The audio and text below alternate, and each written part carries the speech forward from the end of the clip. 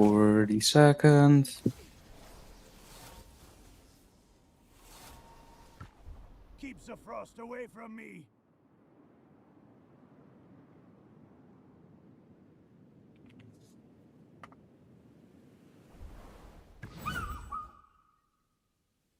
Okay.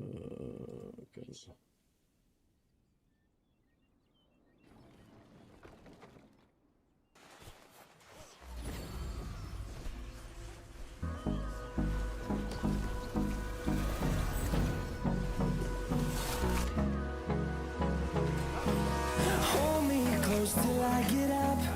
Time is No, I got outside. stuck. I don't wanna waste what's left. Take them. The storms we chase are leading us, and love is all we'll ever trust. Yeah, no, I don't wanna waste what's left. That's crazy. And on we'll go.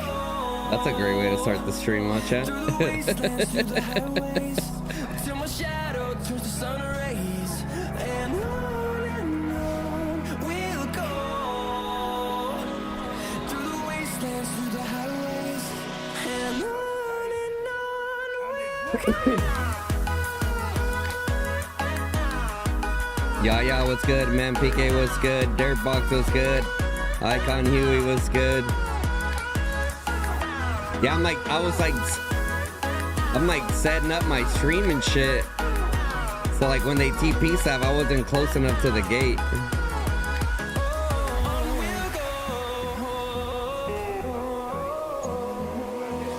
finding life along the way, melodies we haven't played. No, I don't want no rest. Echoing around these walls, fighting to create a song. Oh, my Vardoon's gonna die there. Check it out. Those crazy bastards did it, bruh. Those crazy bastards did it, bro. That's so crazy, bro.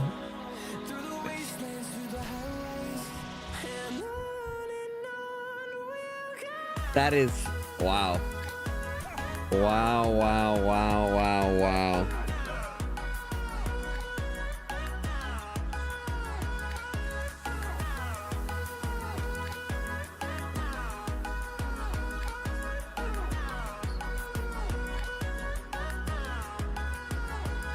And we'll grow in number, fueled by them to see the horizon, turn us to thousands.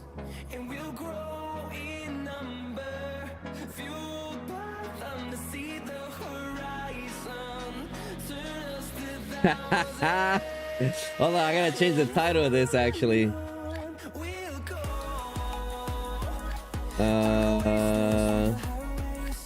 Till my shadow turns to sun rays. And on Diplo talks through the wastelands, through the highways. begin now.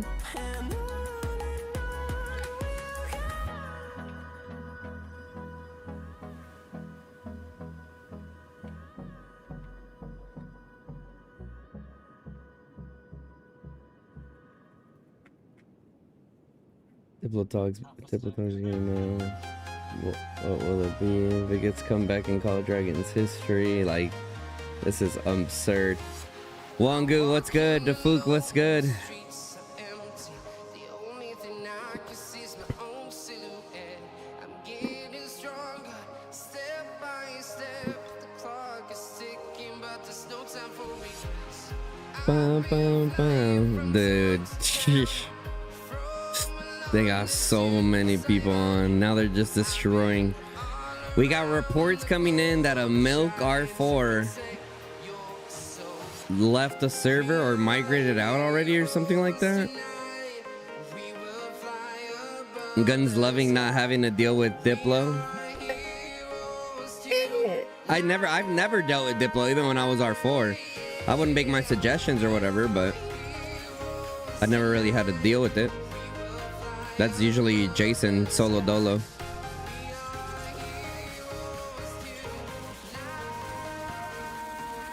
King Yami, what's good, bro?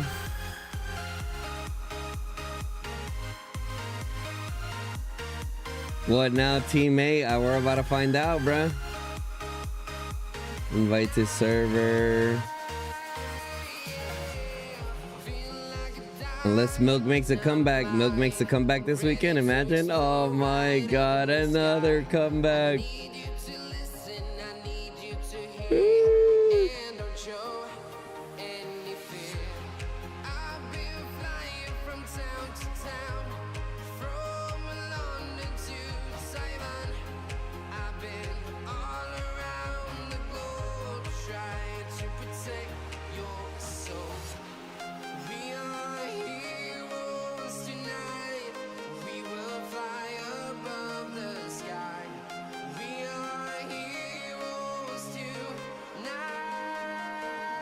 Machine says, please don't ally with Milk Gun since you are involved. Why? I'm not involved with Diplo. Guns, I will build Max Mozrock. Should I do Kuma Ella or Kuma Lay? Oh, Kuma Ella, 100%. If that's your option, then yeah.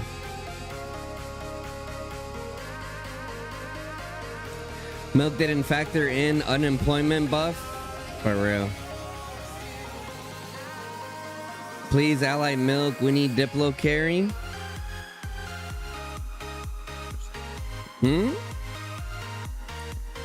What happened? Enlighten us, please. Well, what happened was on our side of the town. Button turn this down. On our side of the town,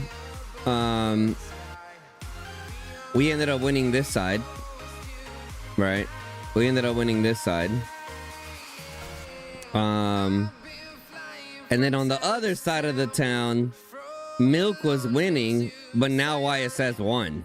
YSS had like just an insane comeback, bro. And YSS's comeback is causing a lot of issues within Milk. Like members pointing at leadership pointing at members. Like, it's getting pretty ugly right now from what I'm hearing over at Milk, which is very unfortunate to see. And it goes to show you guys that, like, people just need more grit, man. People need to not point fingers and understand that this game, sometimes you win, sometimes you lose. You got to point at what you were deficient at and try to improve and move on. Ancient Panda migrated from Milk. Where did he go to?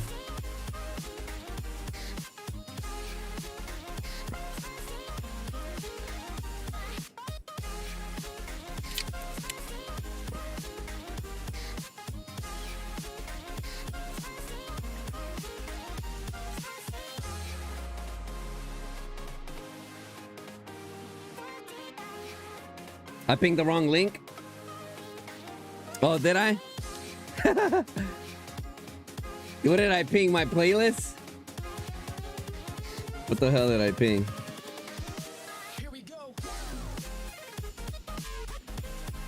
Oh, okay. Oh, Gray Boss fixed it. Appreciate it, Gray. Oh, I sent my Discord link. How the hell did that happen? I'm still trying to wake up, guys. I'm still trying to wake up. Is Milk fully cooked? Well, I don't think so. I just know that they are dealing with some stuff right now. I fully expect them to figure out what that is. Get rid of the players that are causing so much problems. Because, look, here's the problem, right? Whenever you start losing, you're always going to have those players that are putting, like, extra pressure on leadership. Publicly calling people out. We're not going to say names, right? But I think we already know. We have an idea of who. You know, putting extra pressure on leadership when it's like, bro, a lot of people that are in leadership are doing what they can, you know? So, like, you know, to cause that extra friction is just very unnecessary. Maybe like one or two comments, like privately to the R4s themselves, is a way better approach, but some people can't manage that. Some people just like bug out publicly, right? You'll have, and it's two sides of the coin, right? You'll have members that point fingers at leadership and say, oh, our leadership is not doing what they need to do, da da da da. And then you have leadership saying you have members not showing up needing to do what they need to do. You know what I mean? So it's like, it's a pretty vicious cycle. I mean, we saw it on Abda's post of what he had said. So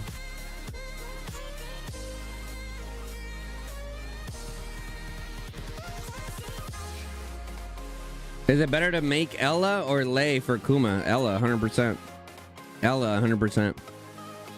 Ella Joran is the best infantry march out there for the field. And potentially even city rallies. But, you know, Kuma's just OP.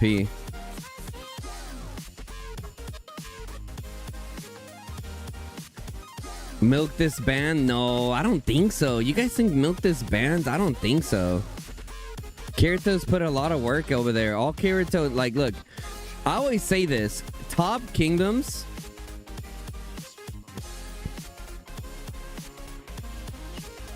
What is this guy talking about?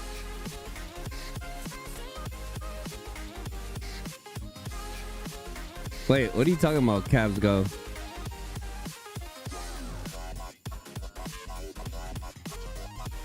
Oh.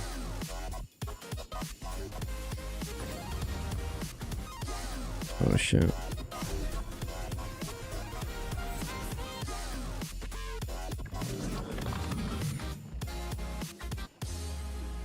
Ooh, little teleport.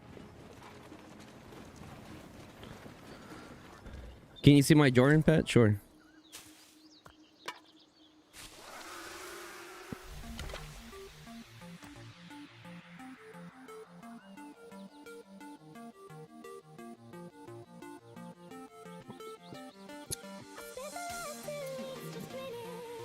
Bum bum bum bum bum bum bum bum.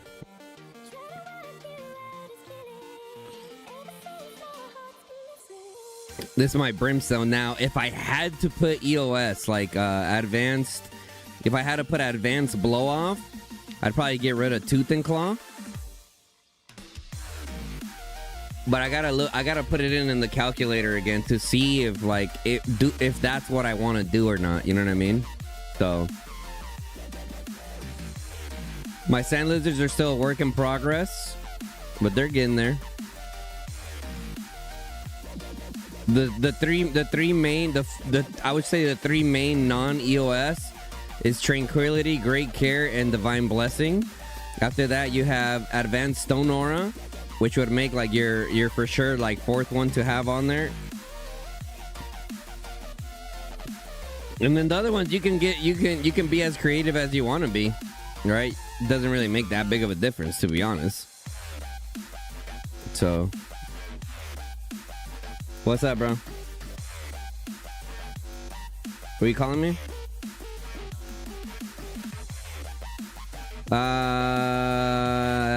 If it's a 7 slot, which one would you remove? For this one, for the brimstone?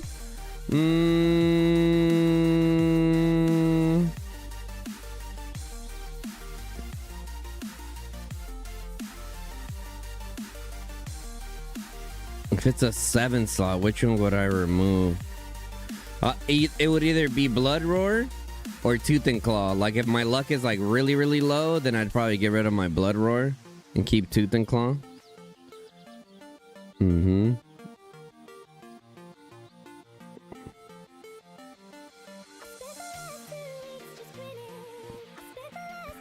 Any Blade Manticore build for a 7 slot? A 7 slot? I would just get rid of this, the Intense Fierce Attack for a 7 slot.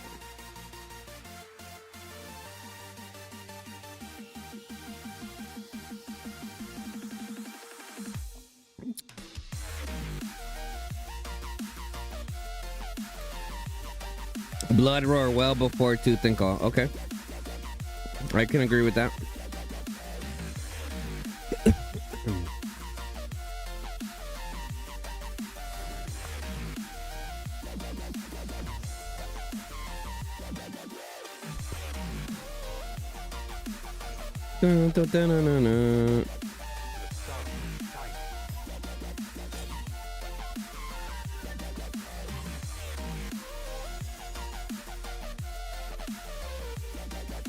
You're saying Ella primary or Joran primary? It doesn't, honestly, it doesn't matter. I've tested Joran primary and Ella primary like so many times. Like the differences were like not really even that noticeable. The thing is, there's so much variety out there that it's hard to tell which one is better. Personally, I would put Joran first. That way my Ella can keep her garrison talent tree. Right? That way my Ella can keep her garrison talent tree. So when I need a garrison, like my city, I already have my Ella ready to go.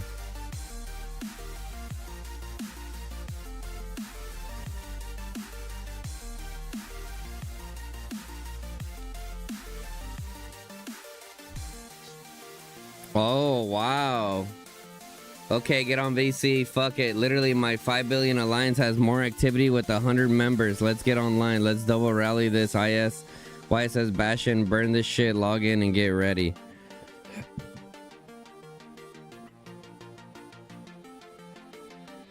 Interesting. Interesting.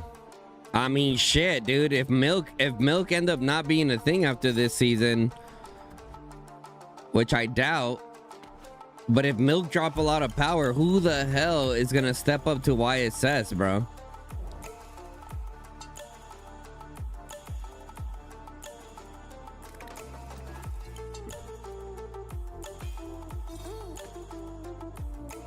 Who the hell is gonna step up to YSS? You know what I'm saying? Like,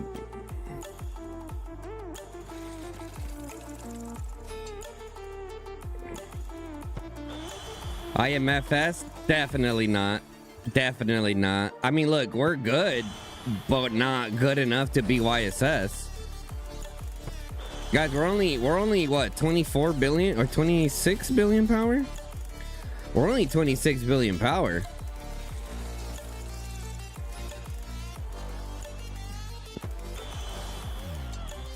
That and we would need Jason back full time. Fluffy's a great war lead, and he literally carries the alliance right now. But he can't do it by himself.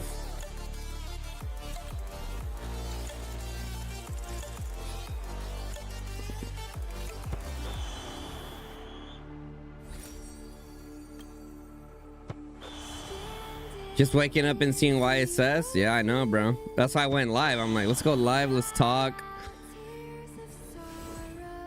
Damn, how much did you put on the Spain win? I put 4,000 on Spain.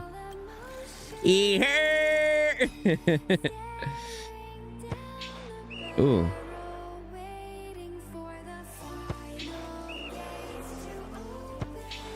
Damn. Damn. Damn, I suck. Oh my god. Oh my god.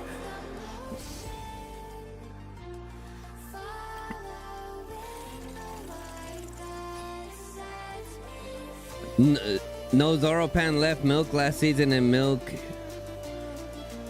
Wait, Timos, you're not in milk anymore?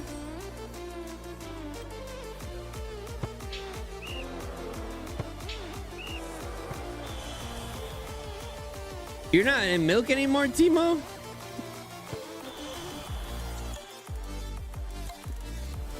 Ha and Batman would.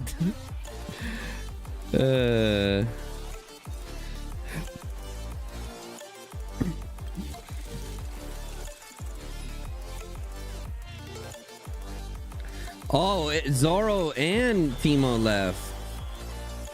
Interesting, bro. This is quite interesting, the tale of events happening here. You're G3 until you retire. No more top KVKs for you? Yeah, they're not for everybody, bro. They're definitely not for everybody.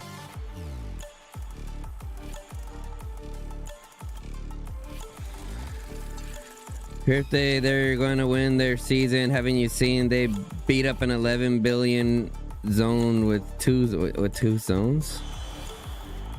Bro, no, right now, no one even comes close to YSS, bro. It's not even close. Not even close, dude.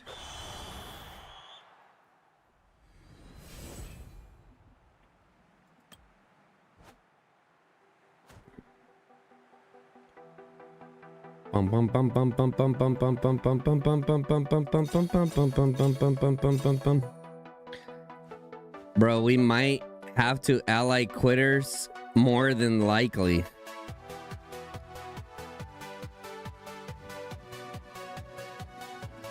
Like I said, I'm sure someone's gonna say something in the Diplo chat here soon. Let me take a look, actually. Has anything happened? Nope. No one's talked in the Diplo chat since June 28th.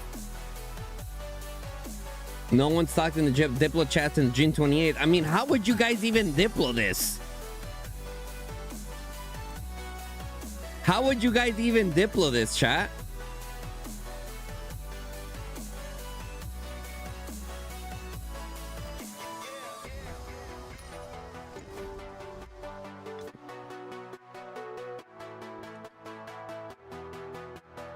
Like, realistically speaking, how would you even Diplo this?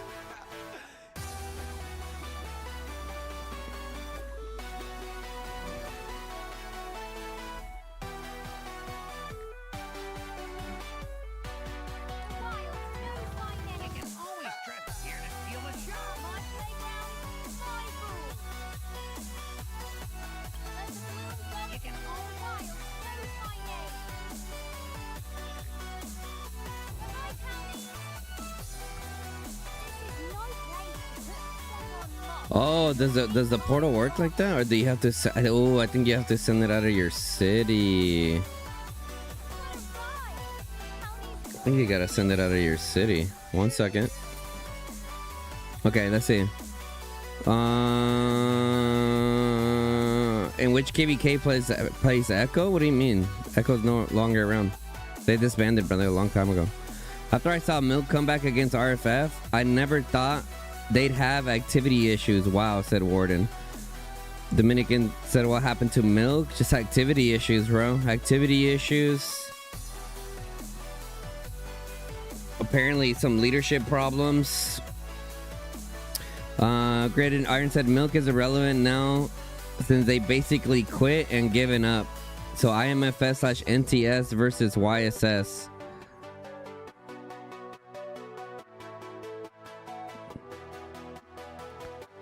I mean, looking at YSS activity, they probably beat the shit out of both of us. Looking at YSS activity, they probably beat the shit out of both of us.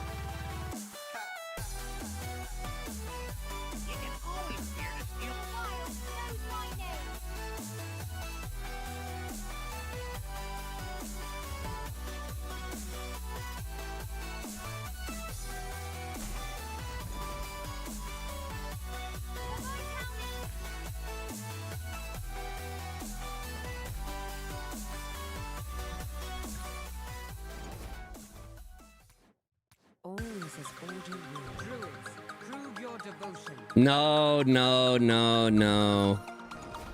Milk didn't quit per se. There's just a lot of conflict between between leadership and the members and the leadership. So it's like there's a lot of finger pointing going on, right? And whenever there's a lot of finger pointing going on, morale's low. People won't show up to fight. That's just what it is, bro.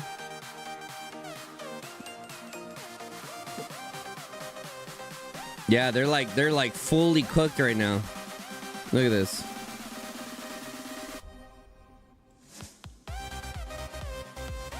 They are fully cooked. Just YSS.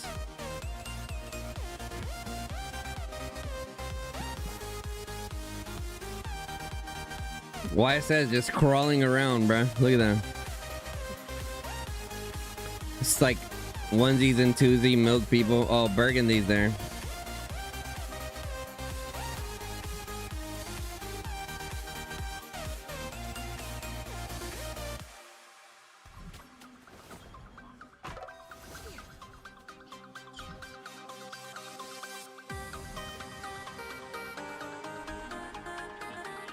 Yeah, they're hitting that. That's gonna get rid of That's gonna get rid of all of that. Oh my god. Are we about to see a milk barbecue? Are we about to see a milk barbecue?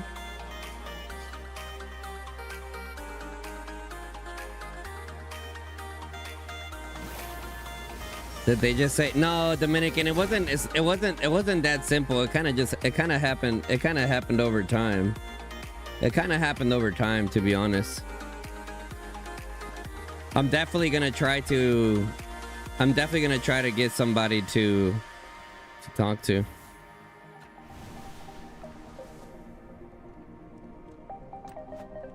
Okay, now that I qualified. They zeroed a 217 mil guy yesterday. Oh, did they? Let me switch to my Archer account real quick since we got EOS over there. Finally bombed him out at 89 million. Oh, damn. Damn. Let's see if I got zeroed last night. Our allies in my G3 account. So get this right. Just so you guys understand, like, drama is not just KVK1. Drama is everywhere, okay? So last night, let's see, did I get zeroed? No, I didn't get zeroed. Last night, the allies that we had in our camp, right before EOS hit, they ended up attacking farms and people of low power, from what I've heard. Mainly farms, though. And they zeroed a bunch of farms overnight. The people that started in our starting zone last KVK, their name's DEA. Apparently a lot of their members attacked a lot of our people.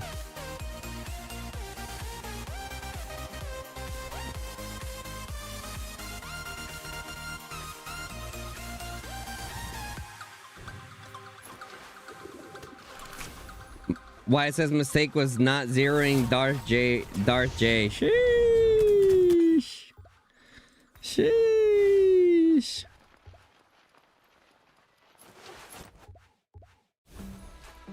Wait, it wasn't not? Oh, it is summary.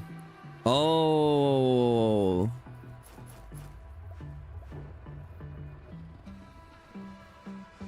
It is summary, but it's not the end yet. Oh, we got a little bit of this. What do we got on here?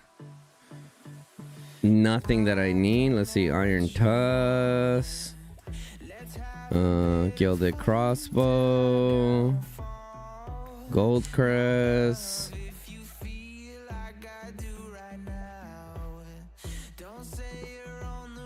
Don't think I'm gonna end up doing this, chat, to be honest. I'd rather just save my gemmies for when the new archers come out. If I'm gonna be quite frank. Oh, we got the Doom Bracers on here.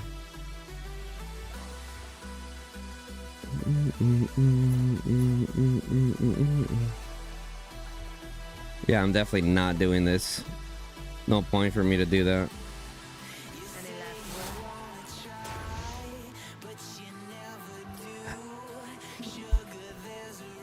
Did the sandbag get sandbagged guns? What do you mean? Have you seen the Q&A? They introduced skill-based matchmaking.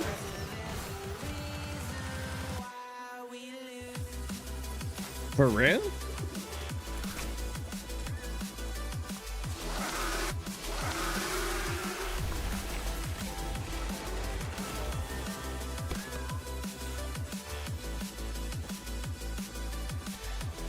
Guns just got Gorish and Skogul. Gorish is 5511, but Skogul is bad. Should I go with the epic hero awaken?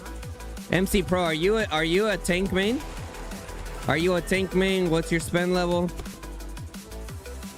These things are important to know for me to give you the best advice possible. Guns got PTSD from here in SBMM. I'm kind of over SBMM right now.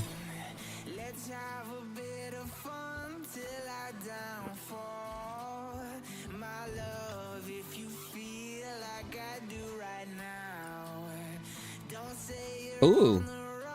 Oh, bro. What? You can scrap the G2s? I don't even have enough tokens. God damn it. Do I even have gold keys? So I could try to get some heads? Hold up.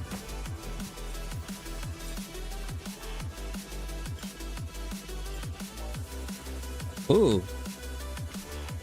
Well, we lost, so none of this really matters. Ooh, got an extra. Okay. Got 5 ambers now, boys. 5 ambers and a biscuit.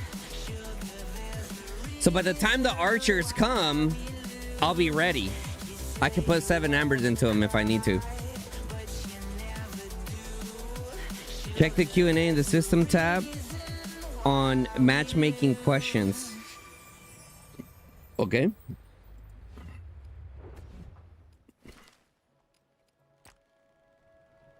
Ooh.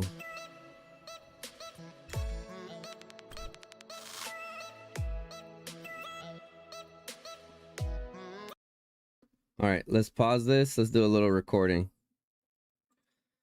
What is going on, guys? Your boy Guns here. We have a good old Q&A. Hot topics out of July from the Call of Dragons team. We are live on YouTube right now, witnessing history and one of the biggest, if not the biggest, upset in Call of Dragons history. Why it says come back to milk. But anyway, that's a video for another day. Right now, we're talking about the Q&A. Question: performing token recovery currently means losing star rating progress, which can feel like a major setback. Answer: we plan to let players receive a refund for the metal spent on hero star rating when performing token recovery for that hero. When you perform token recovery, you'll receive 80% of the metals you spent, matching the refund rate for tokens. The return metals will follow the same generation restrictions as return tokens. For example, if a recovery attempt returns to G3 hero metals, those metals can be used to raise star rating of G1, G2, or G3 heroes. The release date and final details will be confirmed in a future in-game announcement. So that's super cool. That is super cool about that, to be honest. Okay. That's really nice to hear. I wonder if they give us back our medals from our previous resetting. Probably not, but that'd be great. Oh God, Cavalry is struggling in the current battlefield environment, and earning merits with Cavalry has become increasingly difficult. Answer: we've heard from many players that Cavalry no longer performs well in the current battlefield environment. Its role is unclear. What? And it often struggles to gain an intended advantage over marksman legions. We understand that this has made seasonal battles less enjoyable for Cavalry players. To address this issue, we held an online roundtable with a group of players and discussed these concerns in depth. We're now reviewing their feedback alongside Cavalry's overall battlefield data. We'll use both to decide on the right solution and aim to introduce improvements in an upcoming date. Let's go, Cav Buff. I don't know who is like in this round table and who's talking there, but I think Cavs are perfectly fine where they're at. You know, is it more difficult to use Cavs now compared to back in the day because way more people have Cavs now, and you know more people are running hammers to counter the Cavalry, which you know, I mean, it's a good counter for the Cav pushes and everything. So I don't think there's anything wrong with Cavalry personally, but hey, I mean, I got 5 million plus Cavs. Give me a buff. I'm not complaining. Whatever. And then I'm complaining later. But anyways, we'll see. Matchmaking feels unfair in some season of Strive. Oh, here we go about the SBMM, the skill-based matchmaking. But we'll see. Answer: recently we received feedback from some players who felt that matchmaking in certain seasons of Strife was unfair. After reviewing and analyzing those matches, we believe this perception mainly stems from 2 factors. Stronger teams may band together against weaker teams, creating a significant imbalance between the two sides. 2, the matchmaking system may not fully account for actual strength of some high-power players. To address these issues, we plan to make the following changes. 1. Prevent stronger teams from banding together against weaker ones. Most scenarios after annual scenario will switch to camp versus camp format. The upcoming season of Season Strive 2 will be one of them. These camp-based scenarios will use new matchmaking system. A-class realms will be matched separately from B-class realms. We will also try to keep realms within the same class closer in strength and make the opposing camps as evenly matched as possible. This should make each season fair and more competitive. Okay, so essentially they're doing the Diplo for us. That's cool.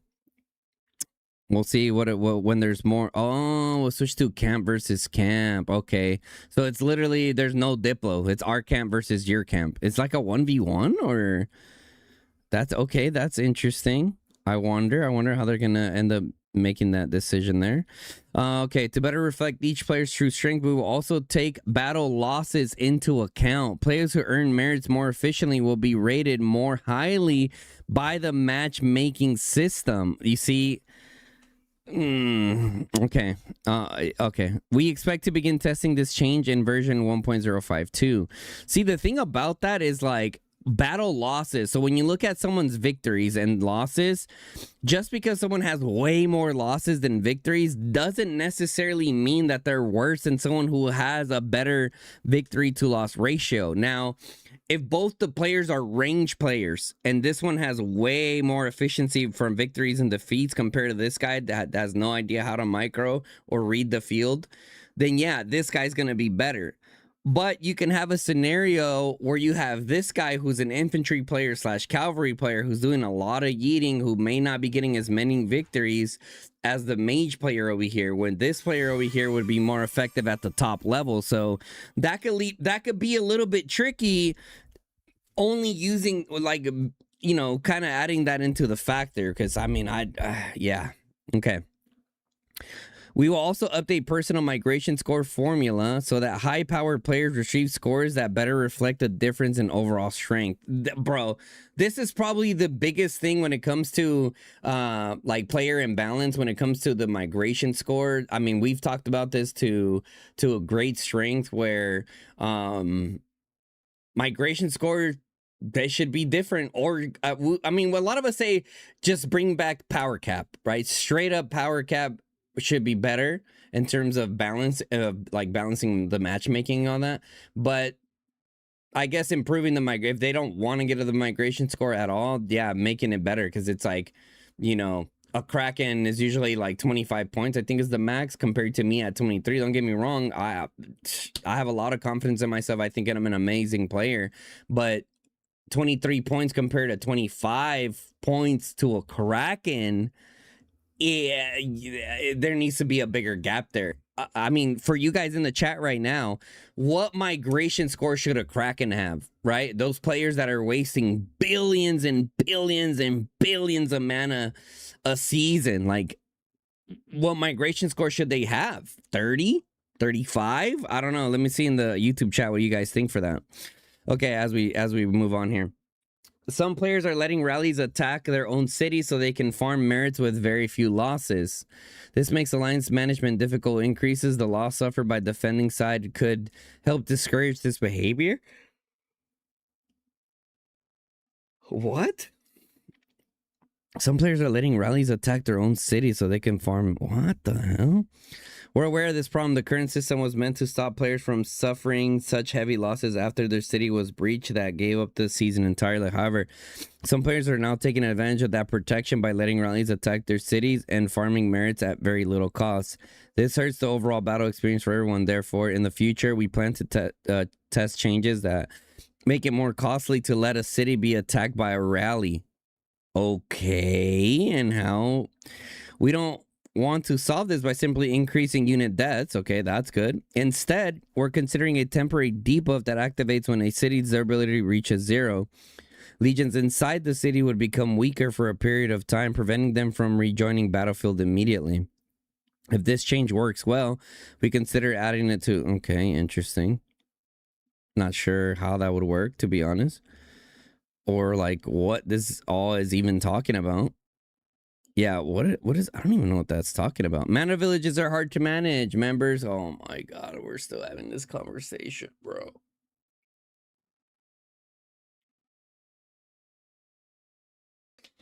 Just give the villages to the whole camp. Like, come on, like it really is that simple, bro. But anyways, members who rarely fight to or earn merits can secretly attack them, and alliance managers have no easy way to stop this. Yeah, you do. You kick them, but that's a conversation for another day. Answer: we've given a lot of thought to how villages should be managed. Letting alliance managers assign village buffs directly might work early in a season when there are only a few villages to manage. As the season goes on, however, alliances occupy more villages and must coordinate members across different warbands. Manually assigning every village buff would take up too much time and create a heavy workload for alliance managers. Rather than asking alliance managers to manage every village themselves, we want a system to handle more of the work automatically. This may involve setting a merit requirement for attacking villages and displaying the merits of the occupying player. Sheesh. Okay, this is some good stuff in here. After a pass opens, alliances still have to wait a long time for towers to be built before the fighting can begin. We agree that the wait... Okay, this is their answer. We agree that the wait is too long. It slows battle down and drains the momentum on both sides. Simply placing the two sides closer together would create another problem. The weaker side needs enough room and defensible positions to regroup, strengthen its defenses, and prepare a counterattack instead of being defeated too quickly. That's why we're adding a series of choke points along the route to the final objective. They will give the losing side places to regroup and rebuild its front line. Okay, I can agree with that. As much as I don't really enjoy like the choke point fighting, it does give alliances that are losing more areas to defend themselves effectively, right? And ultimately that's good for both sides because the weaker side gets to defend better and last a little bit longer. Ultimately, they're going to end up losing anyways, right? But they'll at least last a little bit longer. So at first I'm like, but now I'm like, okay, I can agree with like, you know, so harder areas to penetrate through with that. This means that after pass open, both sides must spend a considerable amount of time building and planning their front lines before the first battle can take place. Okay. In the new season, we plan to test ways to speed up construction after a pass opens. Okay, now we're talking. This should reduce the time alliances spend waiting for towers to finish, allowing them to reach key areas deeper within the region and engage the enemy sooner. It should also reduce the advantage that the stronger side can gain from a raid. Okay. That's good. I think that's good. As the season continues, the gap between newer and longtime players is becoming increasingly frustrating. Okay. Players entering a season of Strife for the first time have had less time to develop their heroes, artifacts, war pets, and other progression systems, putting them at a disadvantage against more established players. We're working on a smoother progression path for newer players so they can gradually close that gap. At the same time, we need to keep the seasons fair and respect the time and resources that longtime players have already invested. Good luck on that. Balancing that, is, you know, that's the million-dollar question.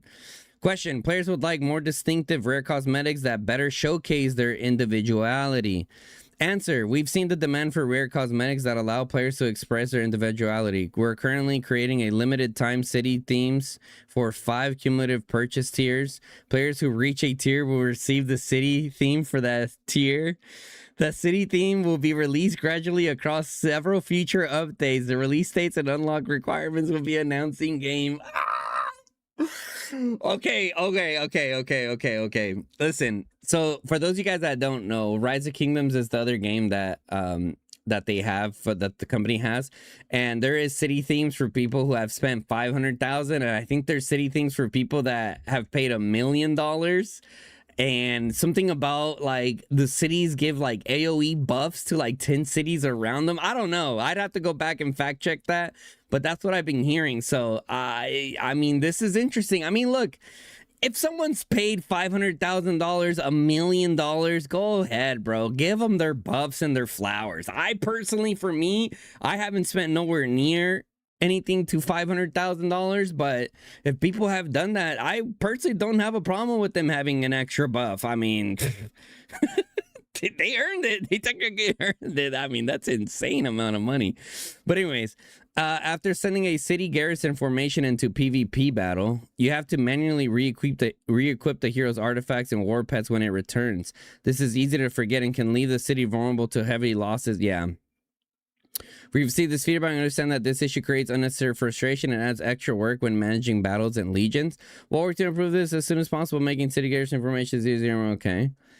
Yeah, because sometimes when, like, let's just say I put out my Joran Ella out there and my Joran has the artifact and the pet, and now I went to sleep, and now my Ella Joran garrison, my Ella won't have an artifact or a pet. Like, it's, yeah, it could be a little weird. Okay. We plan to add confirmation prompt to, okay. The current season rewards don't feel worth the effort. Okay. Man, this is juicy. This is the last one right here. Bear with me. Bear with me. The current season rewards don't feel worth the effort. The Amber is particularly unappealing to players who are not developing their war pets. Why? What? Why wouldn't you develop your war pets? Like, what? Like, who are these people? Anyways, we understand that Amber's has limited value for players who aren't developing war pets. We're considering adding more types of items to the season store to give these players other options. We've also considered offering better rewards in seasons with more intense fighting. Okay. The problem is that this could push more power. This could push more players towards the strongest realms and create extremely powerful super alliances. Then don't allow it. Create the power cap. Create better migration scores. Like, you could prevent this, guys. Come on. These realms would be matched against the same pool of opponents repeatedly, making future seasons less enjoyable. For that reason, we're not going to increase rewards for every player in the season. Instead, we will add more rewards for players who perform exceptionally well. Okay, that's dope. The same level of performance will earn the same rewards on every server. We also plan to introduce cross-server rankings for the glory rating, giving players... Oh, wow. Okay. That's dope. That is dope. That's it for the developers Q&A. If you have any more questions regarding what we've talked about today or anything else in the game, please feel free to share your feedback. Well, guys, that does it for the Q&A. Let me know in the comments section below. Anything that you guys feel, any suggestions, anything like that. The community devs do read the comments of my videos, so make sure you guys put the comments in there. Questions, anything like that would be great. Let me know your guys' thoughts, guys. That's gonna be it for me on this Q&A, and these are all some juicy topics. I'm excited for them. But anyways, guys, if you guys enjoyed this video, make sure you guys drop a like on the video. It definitely helps me out. Also, if you're not subscribed to the channel, make sure you hit the subscribe button. We're almost at 10K. I've been saying that for like a year. But anyways, we're getting close. Hit that sub button. Turn on the bell notification. Let you guys know when I go live or drop a new video. Guys, until next time, it's your boy Guns, and I'm out. Peace, y'all. All right, that's it for the Q&A. Wow, guys. Wow.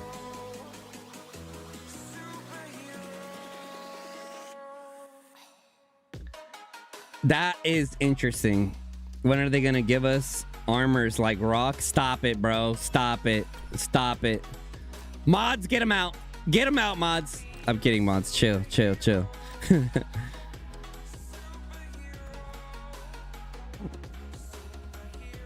Super alliances don't exist already, I guess. Yeah, I mean, yeah. I mean, milk. Oh, hold on. Let me put it in the correct order. YSS, Milk, and WB is still a super alliance, bro. They just don't have the members right now. You know, they're like they could have got there if they really wanted to, in theory, right? So yeah, the armor would be the worst.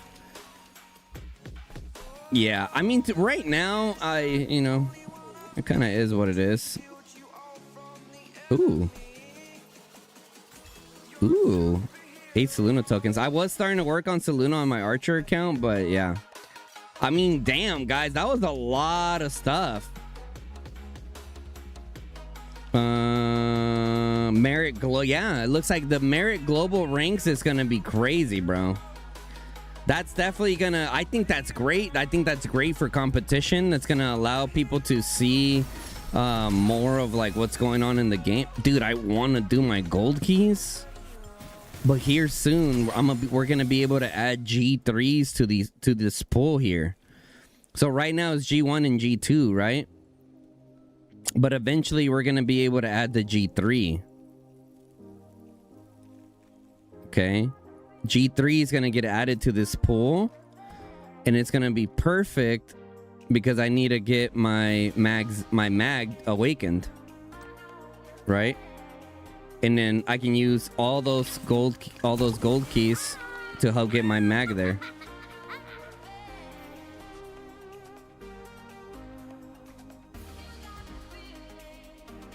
And maybe my ball horn, maybe. We'll see. Looks like I'm late to the party, but Lil Dark already here. Oh, you crazy bastards, bro. You guys actually did it. Tip of the hat.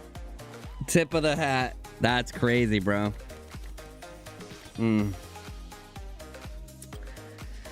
So, what do you guys think the Diplo's gonna be, Dark?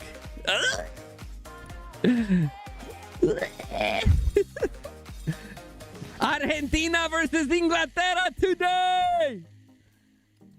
Vamos! Bill changes seem blah blah blah.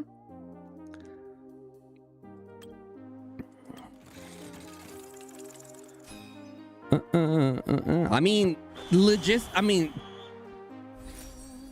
it would technically have to be us and Milk versus YSS and NTS, but NTS already feels some type of way about YSS, so it might end up being a fucking free-for-all again. Messi, Messi, Messi, Messi, Messi! To be honest, they should just allow new players heroes from G3 as they are releasing G6. Can't invest into outdated heroes or wait for 6 months to dump all reliable heroes at once.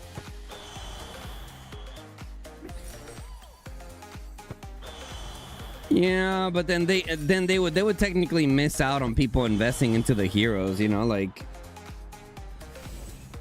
I can see that. I can see it, like I mean, look, easier said than done, right? Easier said than done, but just don't invest into the heroes that are not in the S tier category if you're a brand new player, you know what I mean?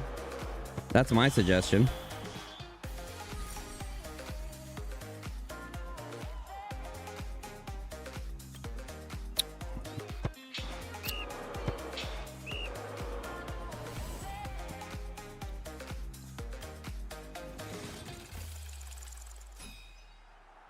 Hopefully not a boring game. They're too equally matched, bro. First of all, for me as a football fanatic, now I'm starting to become a football fanatic again, bro. Like actually, like after the World Cup, I'm gonna be watching La Liga and the Premier League again, for sure. For sure. Maybe Bundesliga, maybe the French league, maybe. We'll see.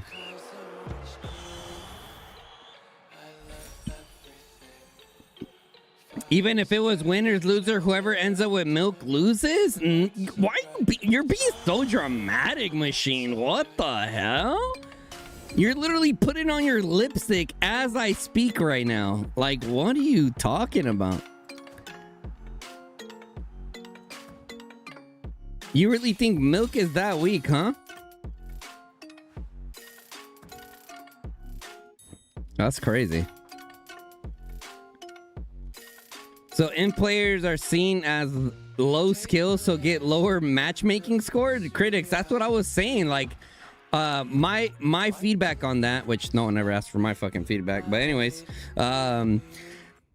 look, victories to defeats don't mean shit. Well, okay, I shouldn't. Okay, look, let me bring this back. I shouldn't say they don't mean shit.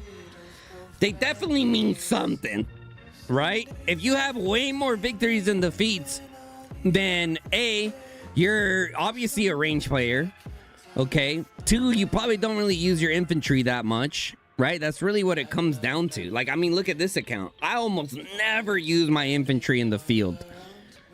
So that's why this account has an insane victory to defeat ratio. So you're saying that, you know what I mean? Like when you compare it to like a tank main that has, in my opinion, just more value depending on, you know, how many tanks they have, obviously. It's not going to be as high rated as I am. This is a low spend archer account that literally all I care about is archers. I don't care about tanks. I don't care about anything else, bro. As a low spend, I'm bringing my strongest package to the team, and that's full archers. And if, you know, and a team doesn't want that, that's perfectly fine because someone else definitely will accept it.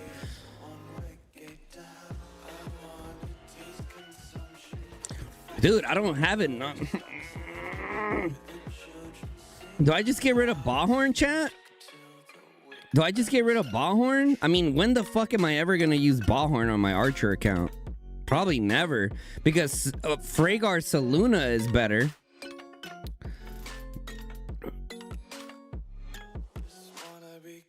I might get, wait, G2s. I might get rid of my G2 tokens.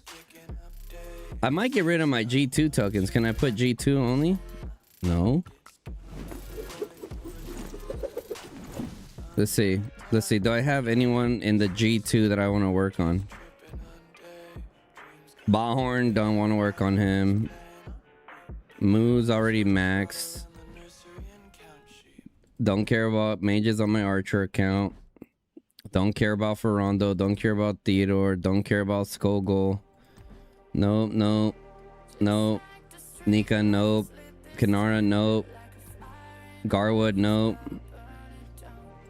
Maddie, nope. Okay, we're using that. And they're universals, right?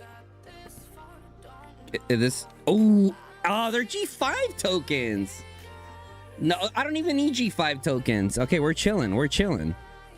I don't even need G5 tokens. Oh, I do need some of these though. Yeah, I don't even need G5 tokens. G6s are about to come out, so I don't need G5 tokens here.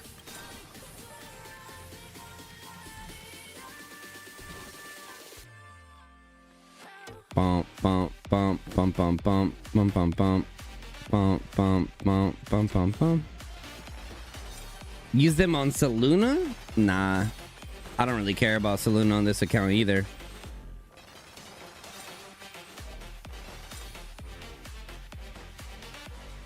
$600 million juicy mana waiting there?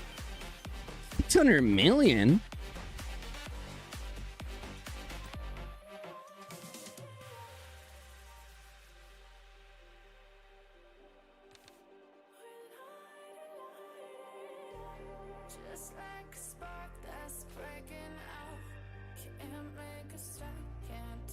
Up? Oh, this one. Oh, shit.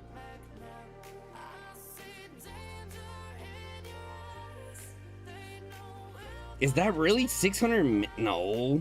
Is it?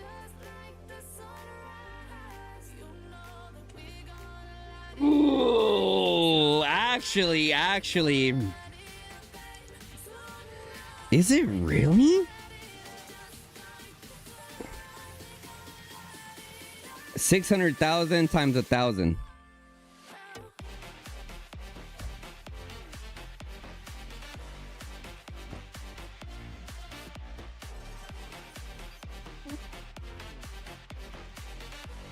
When the fuck did they add this, chat?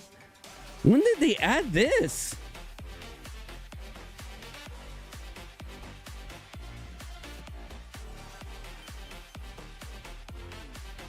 When did they add this?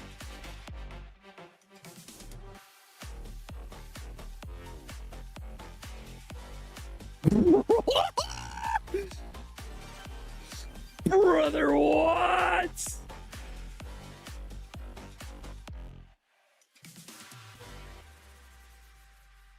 Dude, that is insane. I mean, shit, dude. Fuck these G2s. Fuck those G2s. Give me the mana. Yes. Gimme. Oh my god, look at all that mana. Look at all that mana, boys. We're rich. We're rich. We're rich.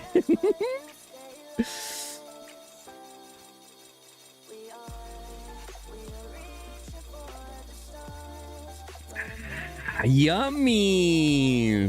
Yummy. Juicy. Yes, bro. This tickles my tisms. It tickles my tisms, bruh.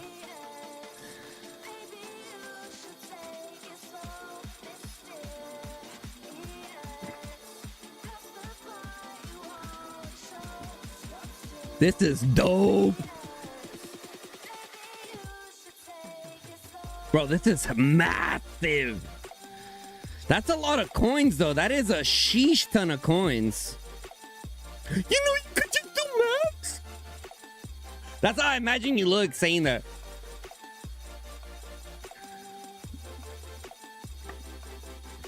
Have you heard that COD is getting skins for... Yep. Yep, I just read the patch notes.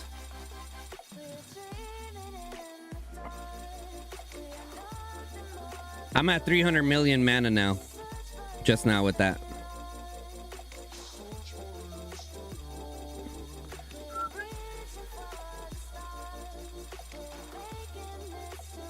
Cracking behavior.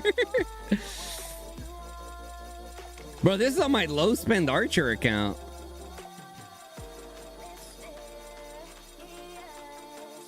A few minutes of insufficient resources. All right, how much mana do we have now? Check it out, boys. Check it out. Sheesh. 2 billion mana. That's a low spend. Give it up. Come on, boys. Come on, boys. Mm-hmm.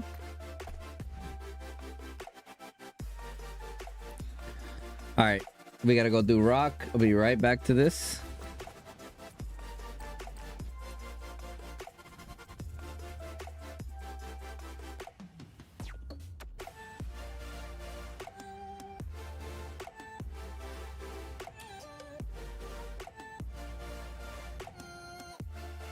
Lil Rev said I need that ASAP.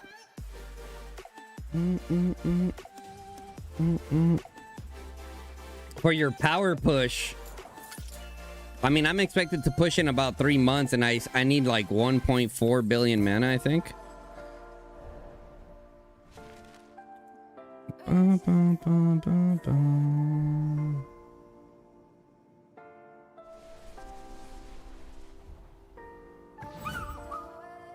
shit.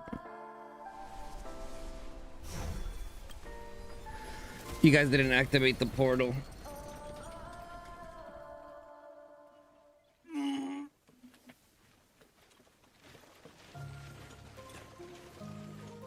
Anyways, I'm going back to my Archer account.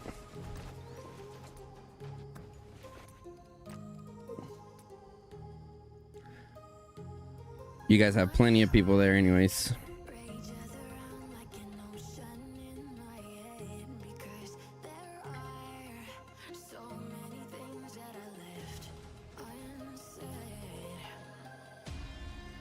Oh, Toasty 13.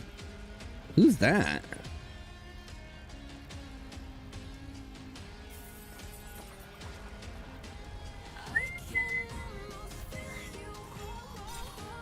Okay.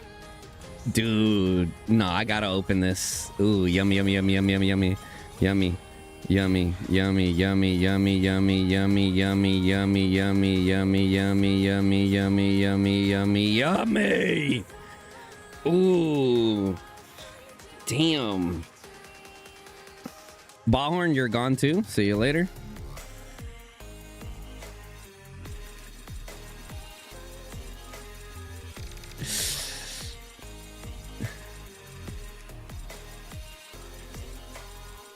Yummy. You got a new account. Oh, is that burnt toast? Is that the burnt toast?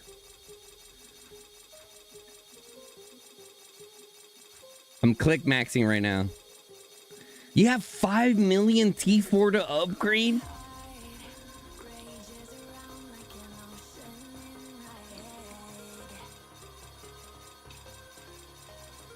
You need a Bruce Buffer introduction, huh? Toasty? They won! They only! The Notorious! Burn Toast!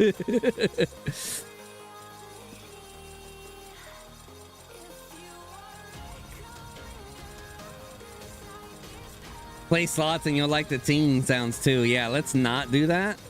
I already spend a lot of money.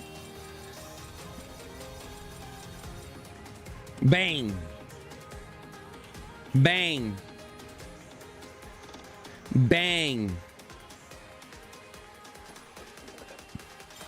Boom. Sheesh, bro, I'm gonna be rich. Season rewards. Ah, shit, I didn't get enough done on my other one. We got frame, hell yeah. Hell yeah.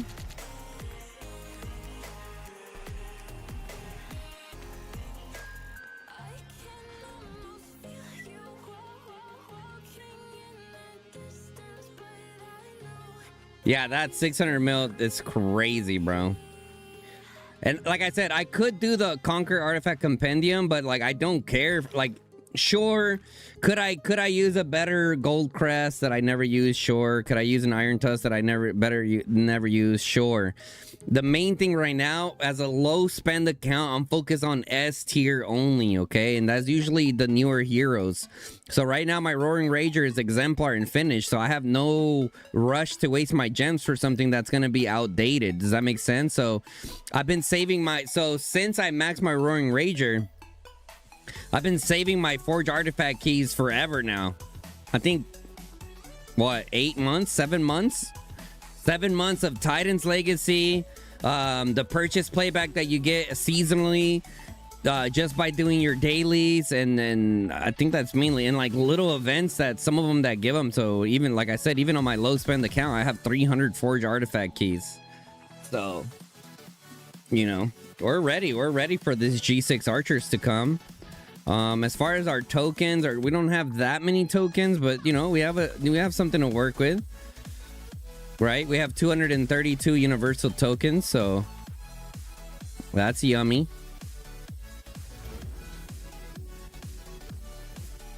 Can't believe that's one to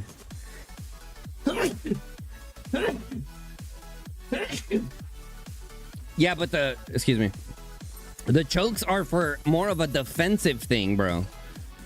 The chokes are more of a defensive thing to help teams that are losing have more chances of surviving against their opponents. So I'm perfectly fine with chokes on the egress side of things, right? Because that's going to help teams stay alive a lot longer, which ultimately ends up in more PvP.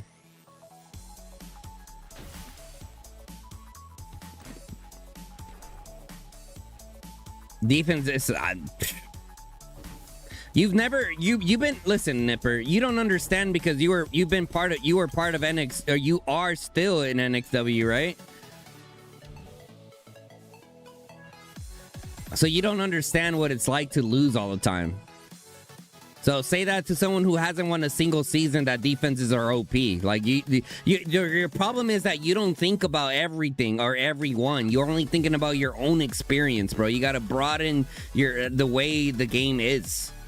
Can't just think about yourself, bro.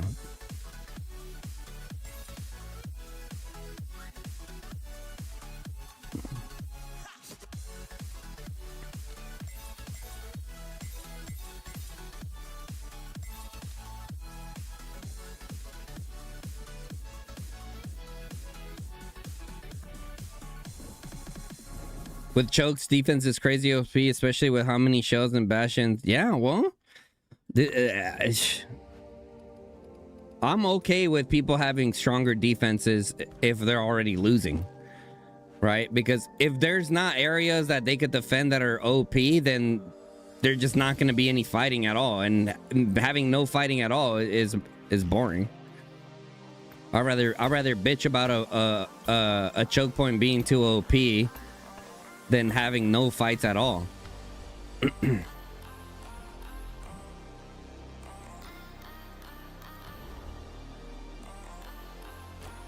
Fuck, this shit only has 45 minutes left. I'm gonna send it over and then I'm gonna have it just sit there because I'm gonna end up forgetting.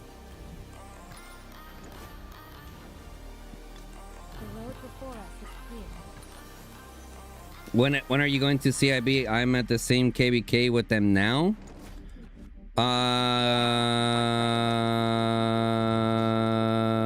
Next KBK. I'm playing one more season with the Duckies. And then we'll go from there. We've I think we're only gonna end up having one R4 here left. I think everyone is I think a lot of people are leaving the Duckies.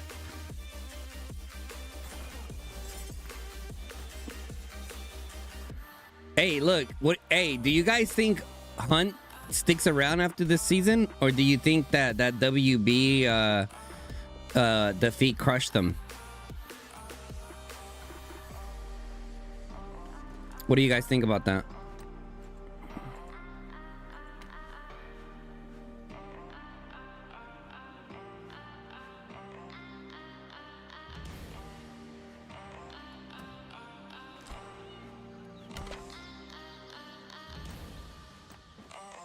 I don't even have enough regen pods to do that. Okay. Token exchange score done. This I could just wait till later once we're actually in Home Kingdom. I'm not doing that. I'm not doing that. All right, we're chilling. Let me switch accounts.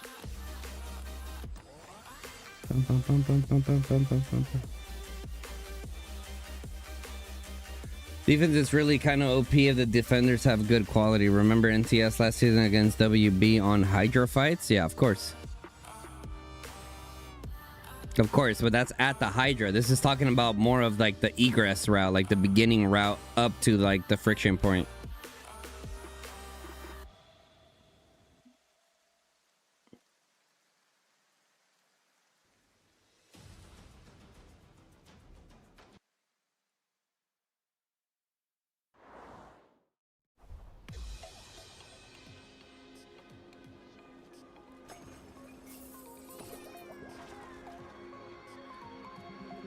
This account can do it too? Oh! This account can do it too! Okay. Ferrando, don't care about Ferrando. See ya. Ballhorn, don't care about Ballhorn. See ya. Nika, don't care about Nika. See ya. Boom. Oh, we need 20,000, huh? Nico, don't care about Nico. See ya. Bakshi? Do I care about Bakshi here? I think my Bakshi is max here, actually. Hold on.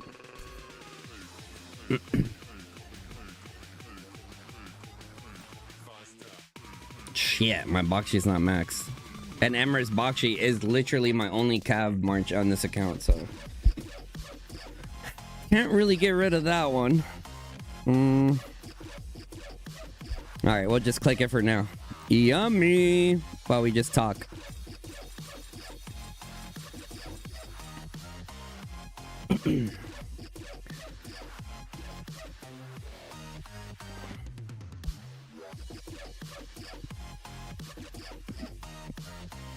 Oh yeah, Garwood, Valen. I guess we can open a few gold chests. Okay. None of the awakened ones are selected. All right, we're good to go.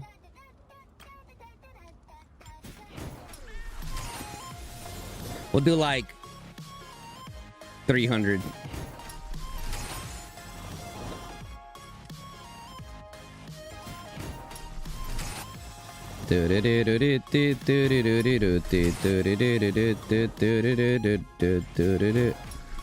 You missed 200 mil. What do you mean?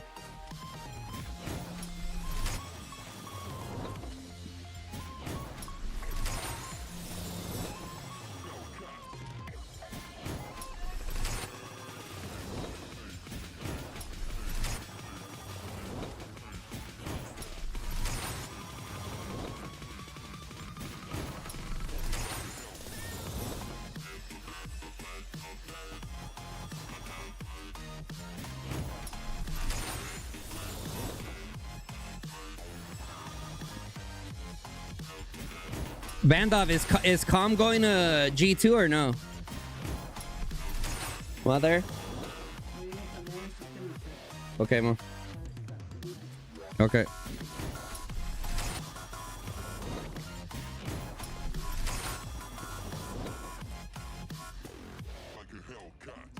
You saved the 2,000 keys. Should you pull now or wait?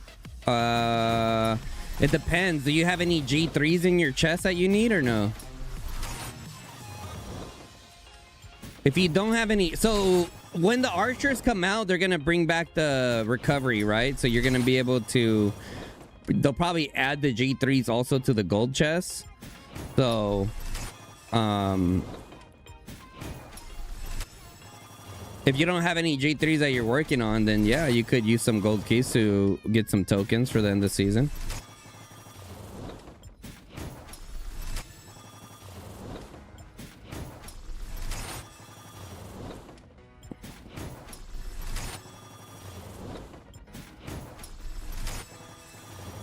All right, I think we might have enough copies here. Exchange, scrap. Let's see.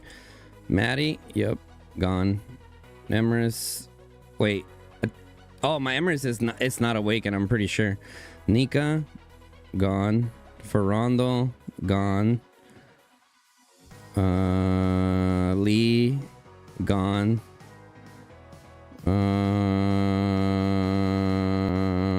Where is my? I thought I could have sworn my Emrys was maxed here. I guess not. I guess not. He's almost there. He's almost there. I'm already at 20k. Let's see. Oh, I am. Sweet.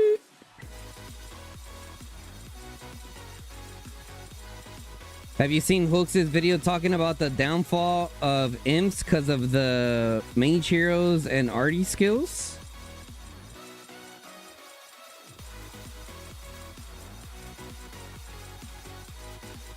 No. I mean, personally, I didn't see anything wrong with my infantry this season so far.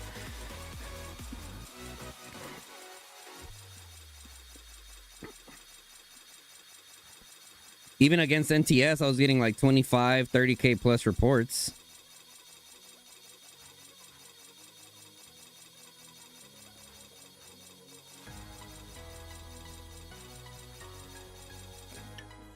I'll do fivers, chat. I'll do fivers. Oh, damn. That went hella fast. Damn it. Okay, how much mana do I have now? Ooh. Ooh, yummy, yummy, yummy, yummy. Sorry, tweaked a little bit there. Sheesh. That is 600 mil mana now, guys, from the token exchange store. Wow, wow.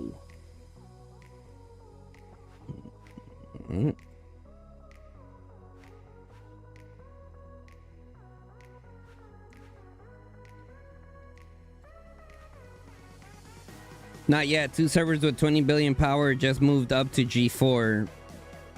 You personally like to move to G2 already, but there are still quite a few players in comm group who don't want to spend hours playing. I see. And I heard you guys don't have a VC. Is it true that you guys don't have a ward lead? At least like all the time? Masters, what up, Masters? How you doing, brother? My prey awaits. You're all prey to me.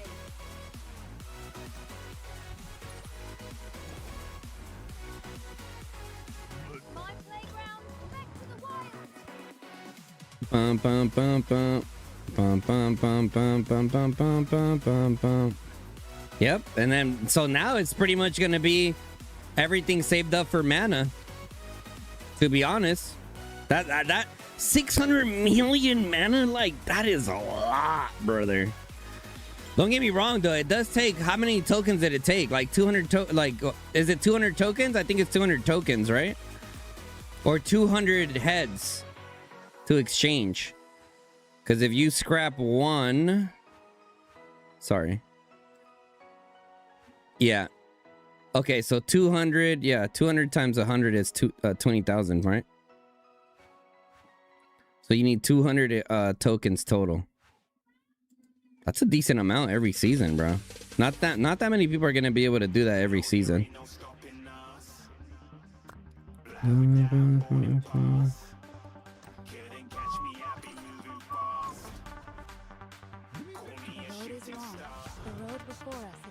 Do do do do do do do do do do do do do do. Ooh, my Bertrand. Bertrand and Toho are a long project for this account. Mainly gonna be through just gold keys, but we'll see.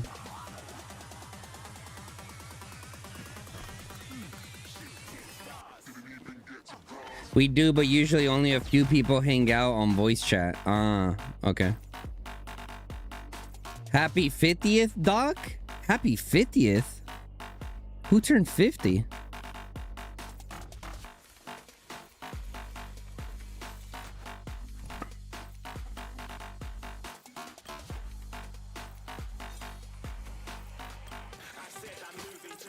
Who turned 50, bruh?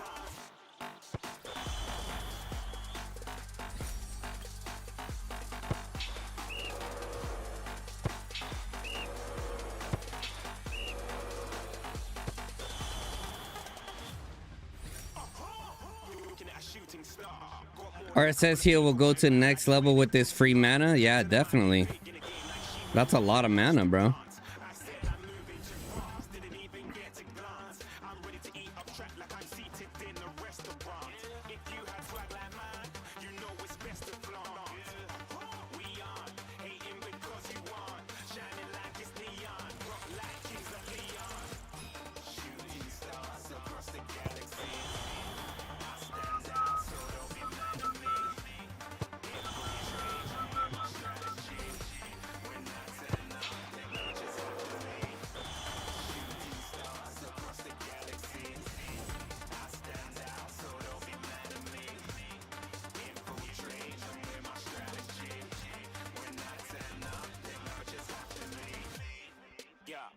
Boom, boom, boom, boom, boom, boom, boom, boom, boom, boom, boom, boom, boom, boom, boom, boom. Everything on Argentina today, chat. Everything on Argentina today. Anyone, honestly, anyone can take it, bro. Anyone can take it, bro. They're such good. They're so good teams. Bellingham is literally in form right now. Harry Kane's like just a straight R9. All right, switching back to the main.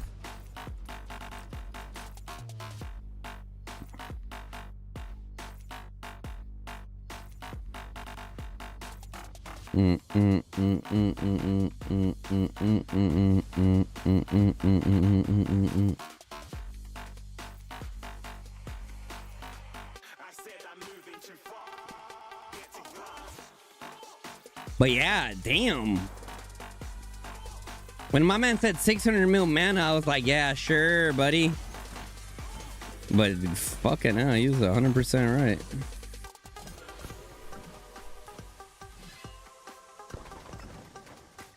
That is so cool.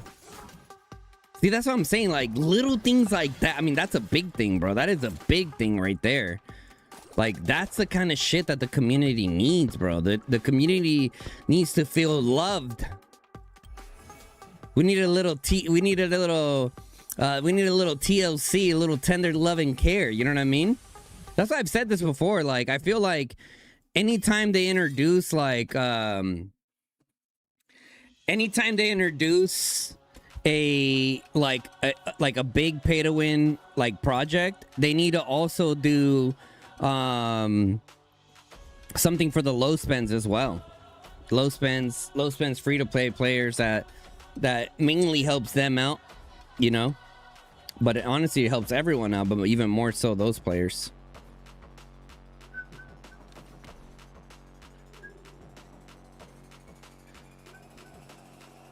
Oh, fuck. I'm in there with some Krakens. Yep. Not even gonna bother doing that. I mean, I'm gonna set up my stuff, but I'm cooked.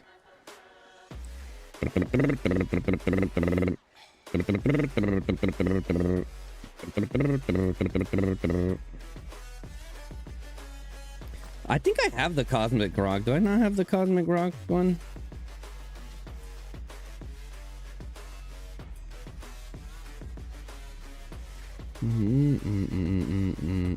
Oh, I do have the Cosmic Rock.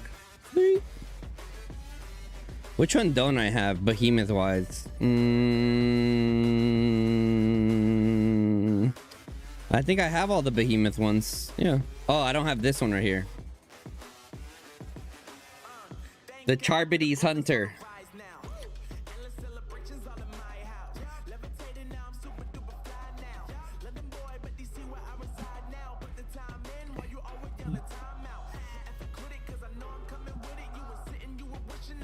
This one's pretty cool, but I'd rather get the decorations.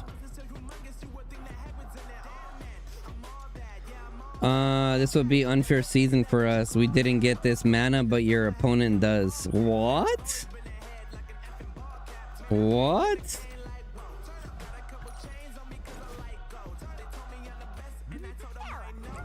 No excuses, bro. Lock in. Lock in, brother. Tell me where they at though. Fuck, I'm gonna need some. I got 4 days to get a Fatal Bite and an Angry Roar. And this Warrant and the Universal Blueprint and the Tranquility. Ooh, and the Elixir. Ooh.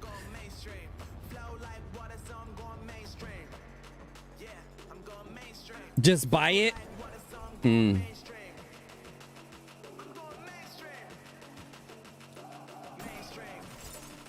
Dude, 600 mil mana is a lot of money, bro. That's $240 worth. Actually, yeah, that's $240 worth of mana, bro. You sent me a Blade Manticore with a 5 slot. Tell me what skills to re-roll it. I'll look at it. I don't even need to look at it, but I'm gonna look at it. But re-roll it, bro. Re-roll it. Re-roll it. Trust me. The only thing that's worth 5 slots is like a Sand Lizard. That's about it. Tell me where they at though. Damn, I only have 8,000 gems left.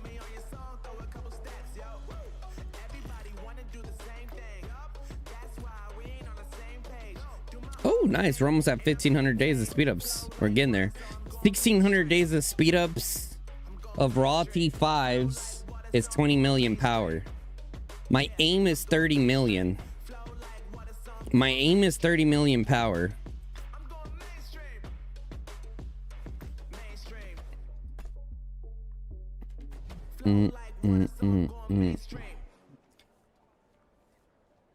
Let's go take a look. Do you guys think Milk continues trying and defending? Or do you guys think that they're just gonna call this season? Oh no, they got him off the fort. They got him off the fort.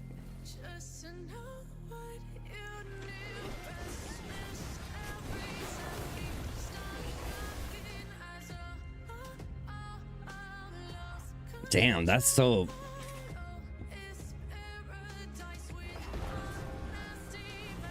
I don't like to hear about Top Kingdom just not doing well, you know? That's not good.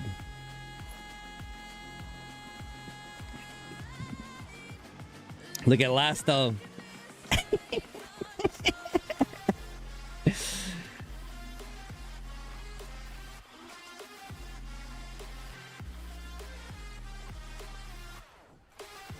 He said, come England. Sheesh.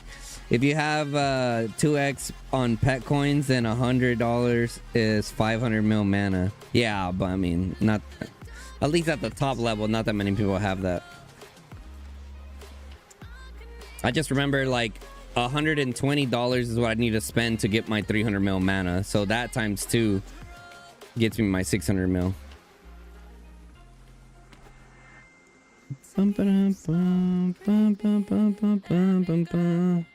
That, and I wouldn't recommend the double exchange coins for mana. I would recommend that for like to build like a pet or something, you know.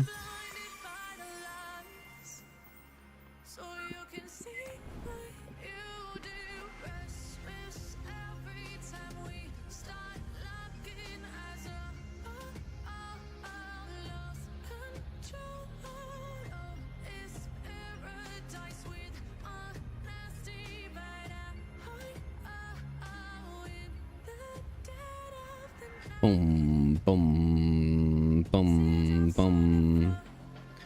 Advanced Thunder Arrow.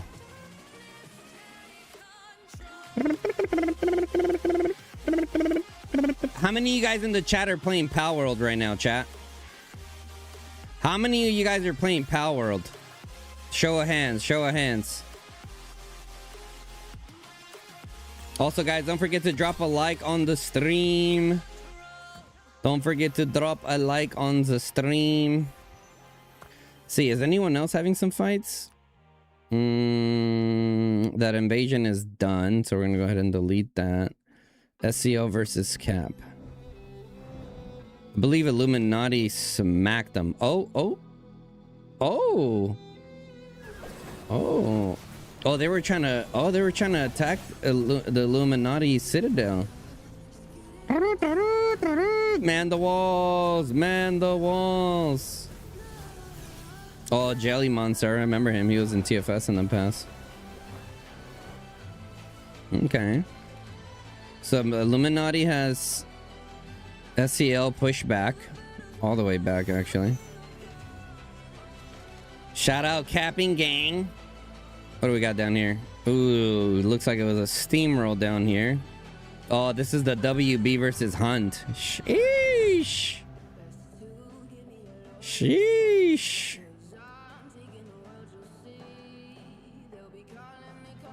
Who is actively fighting right now, guys? I haven't tried yet, but watch videos on... Oh, okay, got you. Nope, you installed League of Legends Mob? I just saw that YSS took the Rock Holy. Yep. Talking about that, I got some villages that I need to get. There's some villages I need to get, like a gold cost. Wait. I have this one, right? Yeah, hold on. You gotta look at it on this one over here. Village. Daily elixir. One's maxed already. Healing ore cost. Gold cost. 5% on the gold cost. I need to go get that. 5% on the ore. You get all these. I'm not gonna do that right now. Ooh, that's a big percentage on ore. Okay, okay.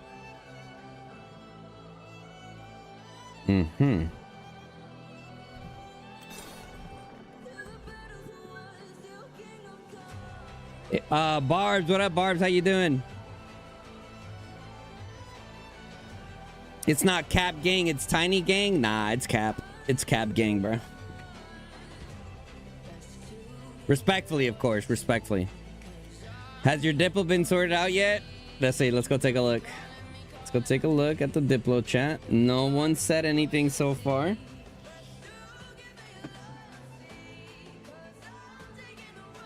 No one said anything so far, bro. Damn. Damn, what if it ends up being a... What is it? What, like... How would a free-for-all even be here? Just straight mayhem, bro.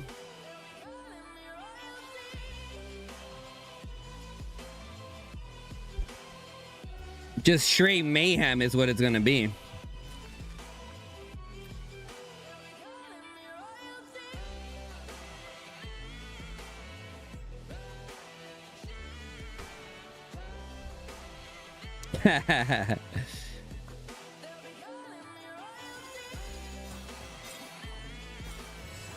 Do do do.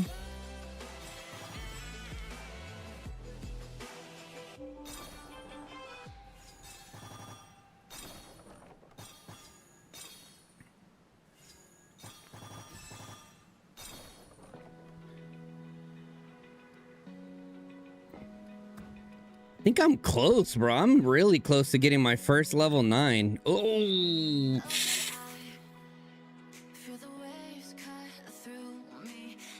Oh, I'm right there.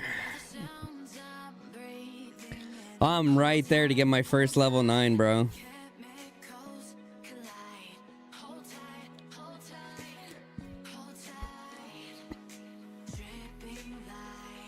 Do I have any chests right now? Nope. Diplo starting to look like FFA. That's what I think it's gonna end up being, to be honest.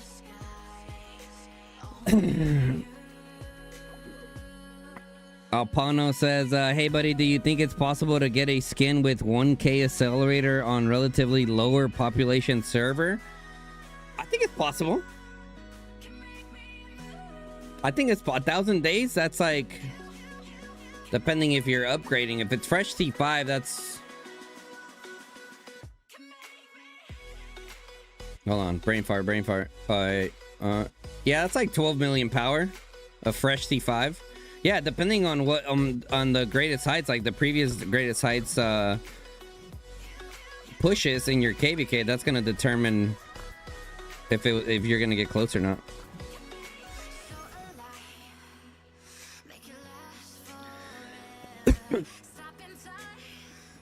Spend so many on these decos just for them to be replaced in 6 months. They're not gonna be replaced. Don't be dramatic. Don't be dramatic, bro. They're not all gonna be replaced. As the way it looks right now, the new decos are for a very specific style of play, which my play style right now revolves around 3 different unit types. So I still benefit more from the universal right at this moment. Some people can benefit more from more individualized stuff, but not me right now. Spend so many of the... Okay, I already read that. Chat, is anyone fighting right now? Anyone fighting right now? WB versus Hunt. Thanks, buddy. I'll probably try this for the mage skin. Yeah, I mean, and you still got 3 months for the mage skin. You know what I mean? You still have 3 months for the mage skin. See, Dragon Siege. MLS versus VOS and... Okay. Damn, people fighting everywhere. KOD. Cage. NK. So many kingdoms. I don't even know who they are, bro. And NXO versus DWO. DBB. Oh, DBB. I recognize DBB. DBB. Bam. SVR. SVR looks a little familiar. WAO.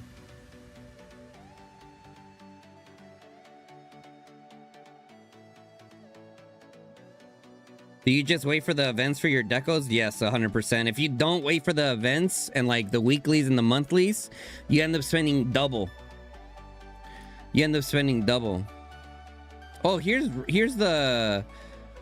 Oh, damn. They're going ham here. 11 million merits. What the fuck? Oh, damn. The dust already settled here.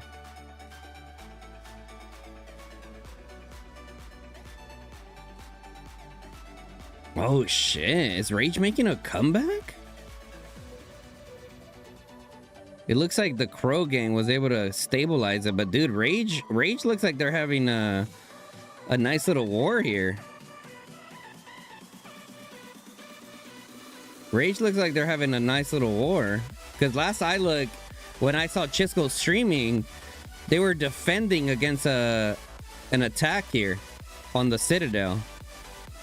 But now it looks like Rage was able to push out.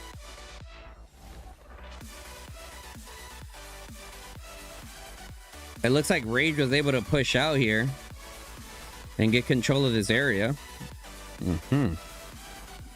Okay.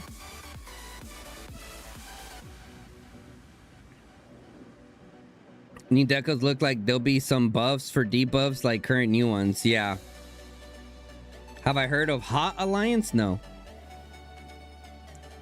Who are you allied with? We don't have any allies right now, bro.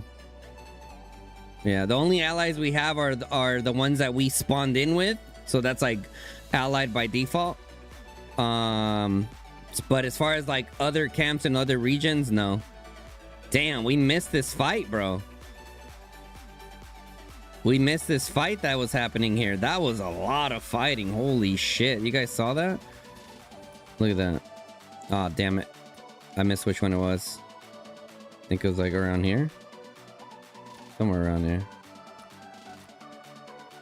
Wait, 30. Was it 39? No, a little lower. A little lower. Right here. Look at that.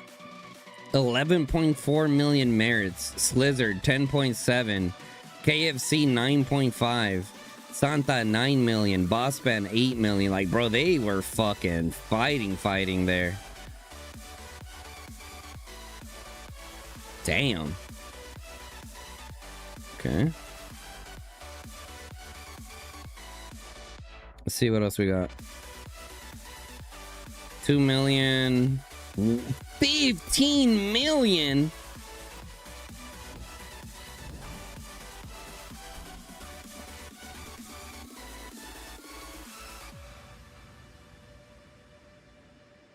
Bro, why are these hotspots outdated, bro?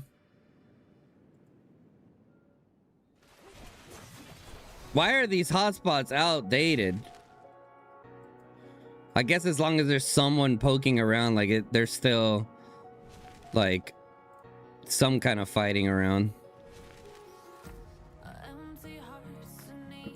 Aw, damn it. And these are the ones that we're in, yeah?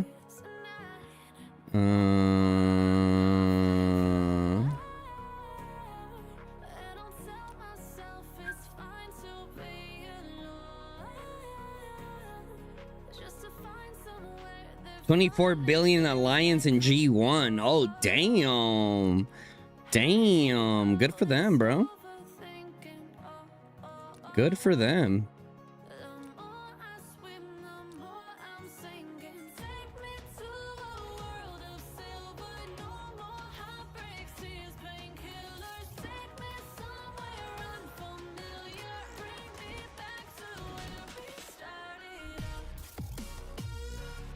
They're getting smoked by you guys. Okay, how much power do you guys have? The helly? The helly? Okay, so bum, bum, banana. Guns, do you think that increasing build and demo times would benefit the game? Except around a natural in-game choke point like a bridge. At these points it would be normal times. I think increasing the build time for like the first 24 hours of a pass opening would be good. After that, just put it back to normal. You know what I mean? After that, just put it back to normal. Like, as far as like demo times, maybe cut it by like, I would say right now by like 25% less HP, and kind of see how that changes the flow of it. Like, you don't want to make, at first I was saying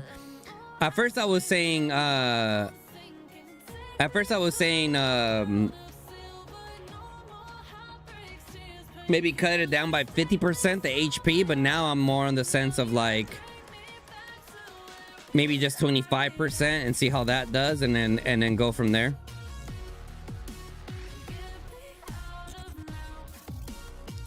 The problem with new decos is the current Questoscope system. Since new decos get added in the reward pool, the chance of getting the deco you want lowered. Now it takes 50% longer to max decos. Yeah, but look, here's the thing, okay? Let's be realistic with each other here. You guys know I like keeping it 100. You ain't maxing nothing from the Scout Sentry post, okay? So, like, I get what you're saying, like, it's gonna take even longer now to max them. Like, if you're relying on the Scout Sentry post only to, like, improve your decos and max your decos, like, good luck. You know what I'm saying? Like, when it comes to this, like, this is just an extra tool, and it's a nice tool. It's a really good tool, to be honest. It's amazing. It's an amazing ad to still, like, increase your account, but you shouldn't be solely relying on the Scout Sentry post. Now, if your budget is limited and this is what you have, then I get it. But for most people playing this game, you shouldn't just rely on that. Build time and not demo? Yeah. First 24 hours, Deku. That way that way we can get to the fights faster. Yeah. But after the 24 hours is over, then no. Just put it back to normal after that, you know?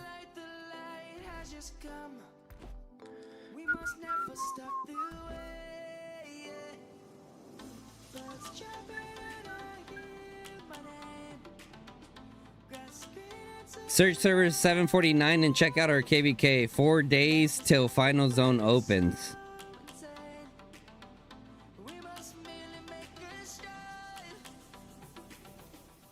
749.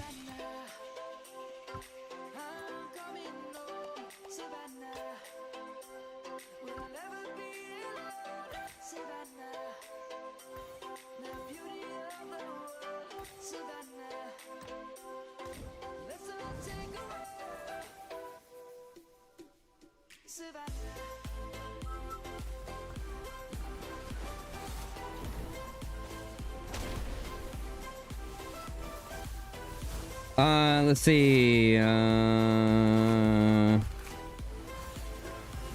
You're fighting right now with your inner demons. What? What are you talking about, bro? Yeah, you won't max with Scout, but the same principle applies to the people who want to reach level 6 for each deco. Okay. What up, Sainer? Boy Sainer in the house. Said, Guns, did you test the new imp skin already? I took a rally with it and faced a max deco.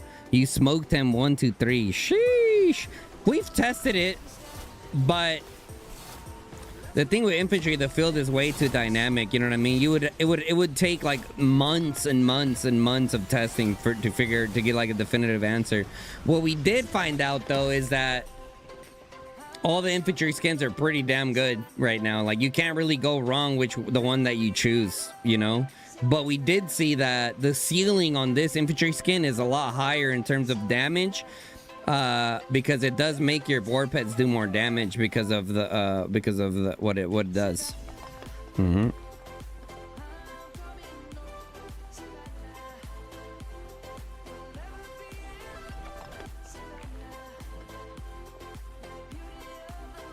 Can't believe NTS isn't fighting back. They might have been able to turn it around, and fighting is more fun than just waiting for the next zone. That's just how NTS is, bro. NTS won't zero themselves in a zone 2 like that. Now, if it was Dragon Zone, I think they would have definitely tried pushing again for sure. But since it's not Dragon Zone, like, they are known to not push something that doesn't look winnable. However, I mean, look at YSS, right? Look at YSS. You did 1v1, but 2 rallies. Holy. Who did you have in Garrison? This is LOC and COT zone. Hawk got pushed out of every zone by us, so they're going to bully our allies with their allies. Ah. I see. I mean, there seems to be a lot going on around here. Oh, they just placed a Bastion there? Damn. Damn. Okay. This looks like a pretty active KBK.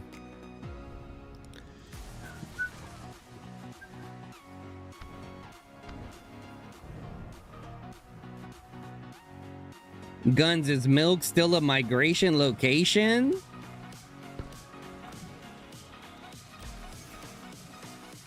As of right now, no, definitely not. Yeah. I mean, in terms of like possible migration places and like ranked and from top to bottom, I would say right now, definitely YSS looks the strongest. There's no doubt about that.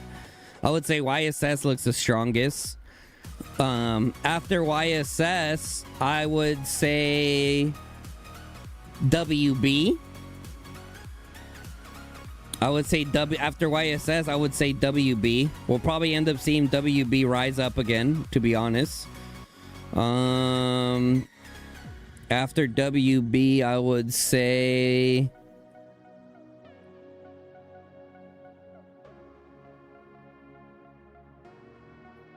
probably us or NTS. So like third and fourth, I would say NTS or IMFS. The thing about NTS is like, even though they lost, right, they did good, but the fact that they're not trying to push us like at all is a little rough, right? Like it's not a good look for them, like for at least to appeal to top fighters, you know, like top fighters, and you know, and I speak on my behalf, right, as a top fighter. I want to see grit. I want to see people pushing. I want to see people not giving up. I want to see people going down with a big fight. You know what I mean? And Milk hasn't displayed that, and NTS hasn't displayed that. So it's a little rough right now. Of like, there's not many options for top fighters right now to go to. Let's just say that.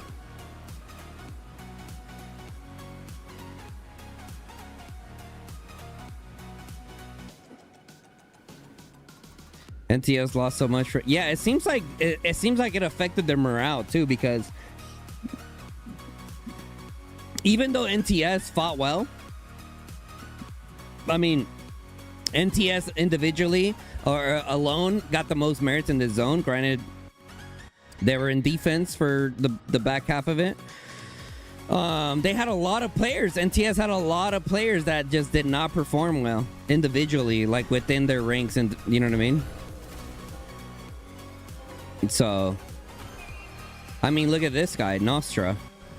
368 million power, 8.8 million merits. Like, he didn't do terrible, but he could have definitely done way better than 8 million merits. You know what I mean? Way better than 8 million merits at that power level. There's a lot. Right? Like, look at this guy. 346 mil merits, or 346 mil power, 18 mil merits. Like, okay, he did his part. He definitely did his part. Definitely not 2.9 million merits. Julia Mint, around the time that NTS pretty much started just playing defense, Julia Mint was only at 5 mil merits. So Julia Mint account was like pretty inactive during the main war, which was really good news for us. Had that account been more active, fuck, dude, who knows? One account really could make that big of a difference.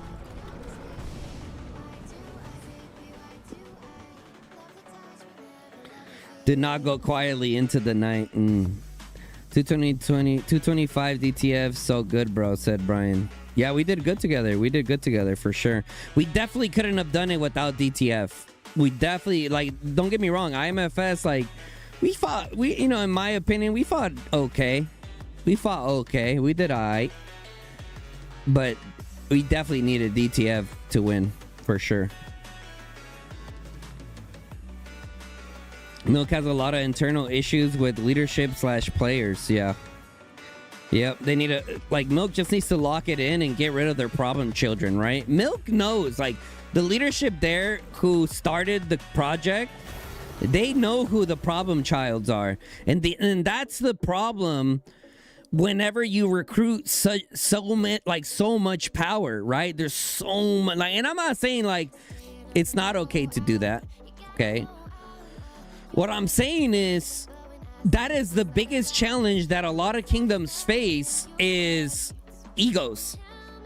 Right? Whenever, because Milk before this was what, 24 billion power or something like that. So they went from 24 billion power up to 40 billion power. You're talking 15 billion power increase, bro. I mean, shit. That is a lot of power. And with that power comes egos. And with those egos come problems because whenever you get put into a war like this, where it's extremely demanding, it really exposes the weaknesses amongst organizations / leadership.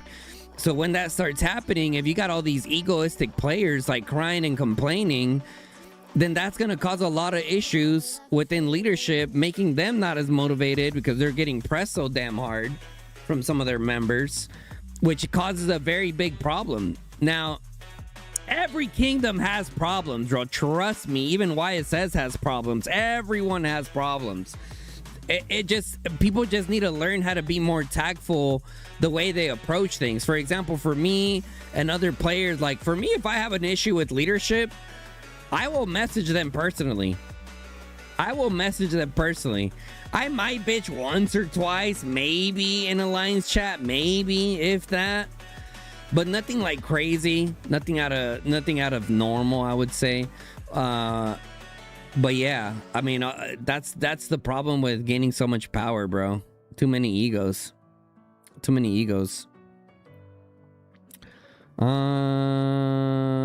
Is Diplo done? No, they haven't even started talking yet. But maybe within the next few days they might. We're the little one that IMFS carriers, bro. I'm hiding behind guns infantry. Never said, yeah, but there's also issues within R4/R5 group. Like I'm hearing that they're arguing with each other during war comms. It's just frustration though, Nipper. Like that's normal. See, that's what I'm saying. Like people don't understand what's normal. You know what I mean?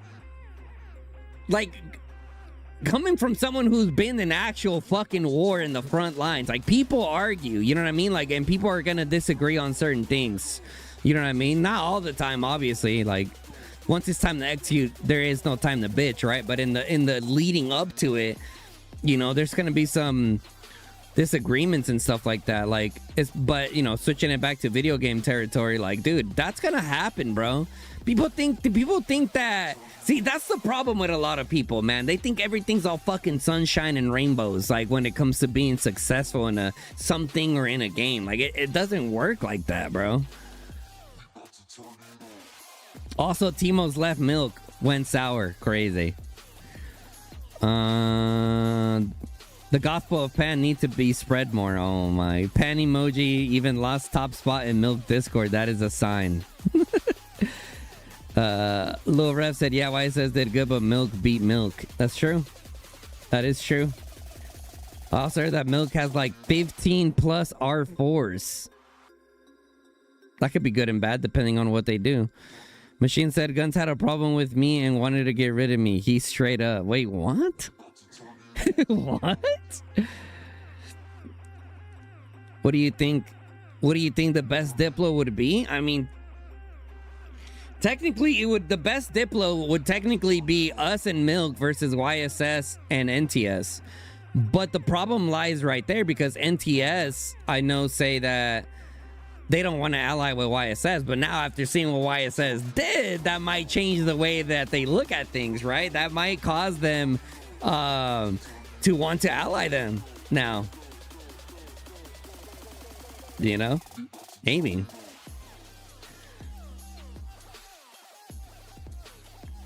Merc, you didn't throw out the bat signal, bro. You died on your sword by yourself. You didn't throw out the bat signal, bro. That's your problem, bro. Merc, get rid of those ego players, bro. You know who I'm talking about. We ain't even gotta say names. We know who the problem childs are in Milk. Get rid of those toxic players spreading that fucking disease.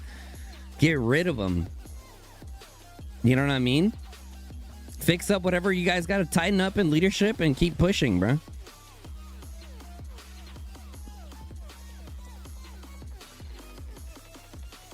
There's no need to say names because I honestly don't really know who they are, but I could imagine who.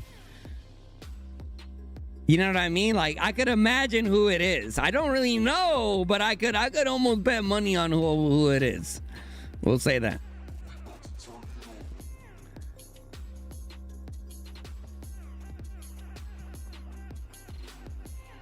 You think it's looking like Milk, IMFS / DTF versus why it says NTS and hopefully Milk turn up? Yeah.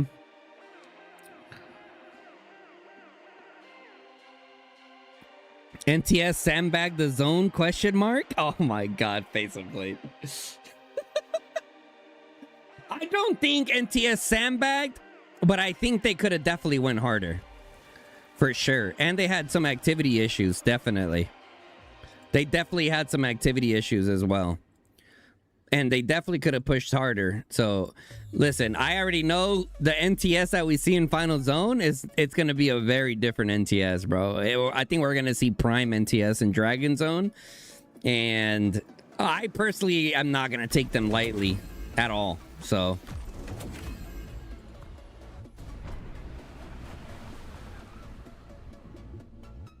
Machine is toxic, bro.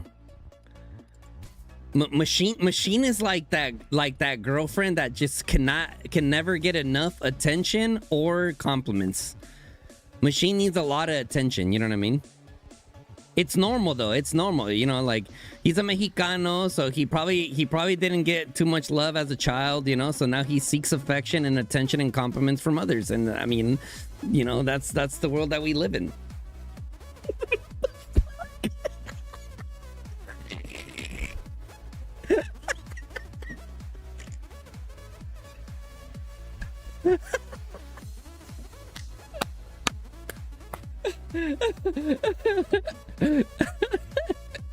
I love Machine, bro. He's great. He's great. I don't need compliments.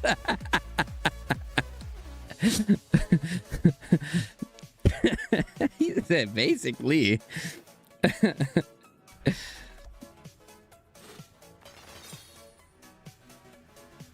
You're taking down. Oh, send me the cords. Send me the cords, Angela. You leave the best war lead alone. Machine is he's a great hype man. Machine's a great hype man. I love Machine. I love the fact that he's an IMFS. My IMFS wouldn't be what it is without Machine right now, to be honest. Now look, listen. Oh my god, bro. Listen, I always want the homies. I always wish the homies well, you know? But Jason is doing so good in his Pokemon shows that he no longer prioritizes Call of Dragons, right? But man, if Jason was back to prime Jason, like war leading and everything, oh my god, bro.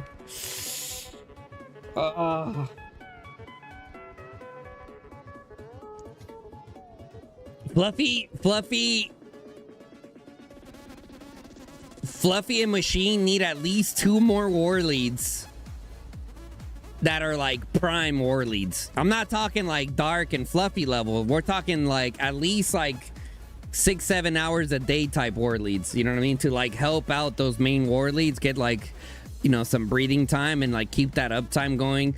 Those type of war leads, chat, that bring the energy to the team.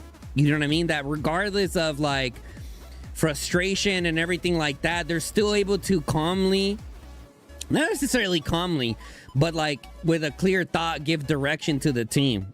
Like, do this, do that, do this, do that, and not fucking like bitch and moan and complain like a little bitch. You know what I mean? Like that's what teams need. And it's actually Lil Rev. We were in Discord today and we talked about like one of the biggest problems right now in top kingdoms is that the R4s aren't getting enough rewards to, or incentive, we should say, to be R4s, right? There is a massive leadership problem in this game right now. And I think that it might be something that I'm looking into to like go for. Like, what kind of incentives do you guys think would cause people to want to be R4s? Right? Because there is a lack of leadership in this game right now. Like, no one wants to do it. There's just not enough incentive to do it. Either A,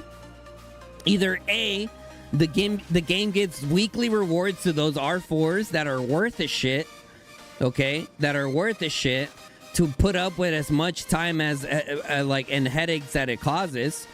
Two, the leadership puts together something to support their R4s via dragon tickets, right? Something, bro, something. You know, there is rumors that there is kingdoms that pay their R4s, or R4, I should say, right? We're not gonna say. I know you guys. Thank you for the sub, brother. And I know you guys have heard rumors and da da da da. So, you know, some kind of support, bro. Some kind of support.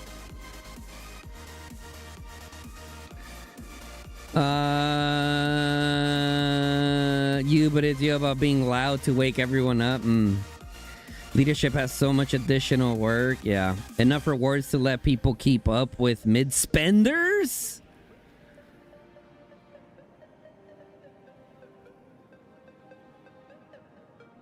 Look, I think that the rewards should scale based off your kingdom's power.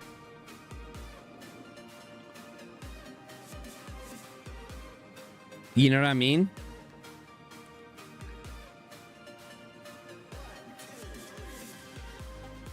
Eat Wardley every day as much as your RSS and troops let you. Also, you know, like 5 hours a day probably for machine at that point.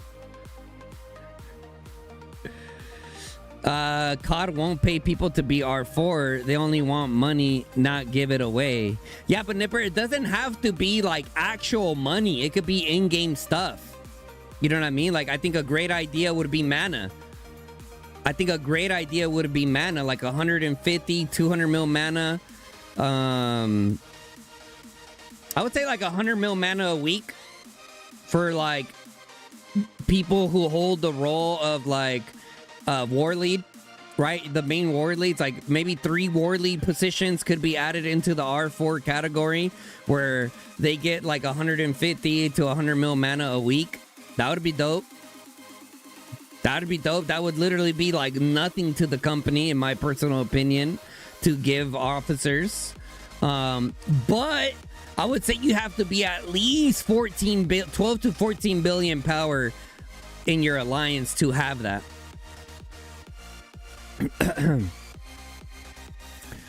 These guys, like, a lot of kingdoms keep the mana from bounties for R4s anyway, said Nipper. Well, those kingdoms are terrible. Nick said, employers should elect R4.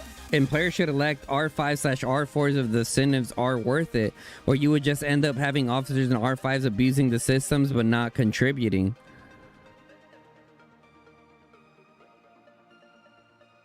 Yeah, I mean that there's always that problem, right? Like, I mean, and let's talk about it. If you say let's say you have 3 R4 positions where they weekly receive mana or what have you, right? Exchange coins, dragon tickets, whatever the case may be. How do you manage those systems from not being abused? And what do you guys consider abuse? I mean, if 3 R4s are selected, whether via vote system of it within the alliance or via selection of the king, right? I think that's just one of the like potential problems that could come with it. Sure. I mean, it's definitely, but I think there's more good than bad that come out of it. 25k pet coins every week for R4? A week? No, not a week. I would say if you cut that by 4, divide that by 4, that way monthly you get that. I don't know, dude. What do you? Okay, first of all, let's start with a monetary value, right? And then we'll kind of like divvy that out into like in-game stuff. How much a month do you guys think R4s, active R4s, okay? We're not saying fucking all 10 of them are gonna receive this. We're talking specifically the war leaders and kings, okay? Because, look, I'm gonna say it. Some of you guys are gonna get hurt. It is what it is. I don't care. Go cry to your mama, okay? The king and the war leads are the most important fucking people of a kingdom, bro. They are the fucking backbone of a kingdom. Your HR people, your events people, like some of these other like smaller R4 roles could be easily replaced. Okay? They're not the make it or break it of a kingdom. Okay? I would also put the row leaders up there. Right? I would also put the row leaders up there. Okay, builders are up there too. Builders are up there. Main builders are up there too, for sure. King builders, war leads. Okay, I can agree with that. 100%. 100%. Right? So how many positions are we talking? King, main builder, and three war leads. So 5. We'll say 5 positions per kingdom. Okay, in order to receive and there would have to be like different levels of how do you say it? There would have to be different levels of there would have to be 3 different tier systems based off the kingdom's power, right? Because you don't want to make it to where like random fucking Joe Schmo is gonna make some fucking shitty little alliance like no power with only him in it and maybe 30 farms and just claim all this shit.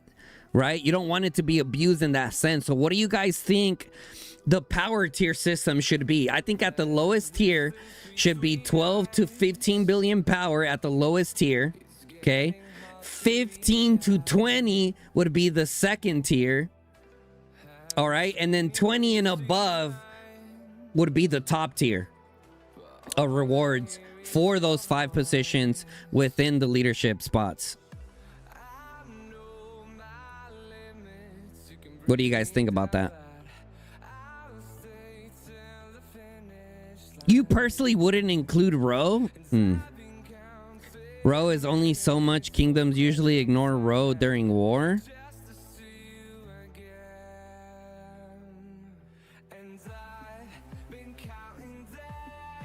I think for Row, that's how I know you never ran a row team. You don't understand how much fucking work it is. But I think maybe for row, like a row lead should be like only like during row league. That'd be reasonable.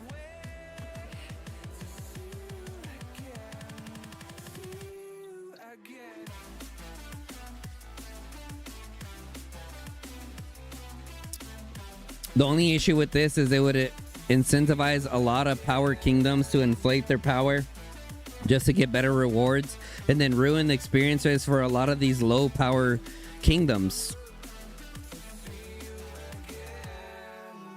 That's why there's tier levels to it, because anyone who's been in a 12 billion kingdom, 16, 20 plus, know that there's different like levels of requirements.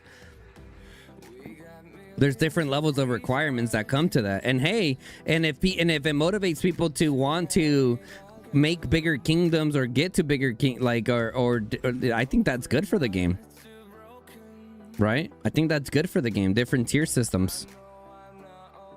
There's never gonna be a perfect answer. We understand that, right? There's not gonna ever be a perfect fucking answer. You're always gonna have negatives to every decision that you make, but you need to be able to distinguish like, okay, there's way more positives than negatives here.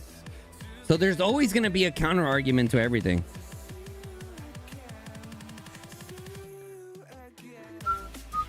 I don't know, my experience growing power for the sake of power falls flat. Okay, what do you even mean by that? Growing power for the sake of power. Can you like further explain what you mean by that?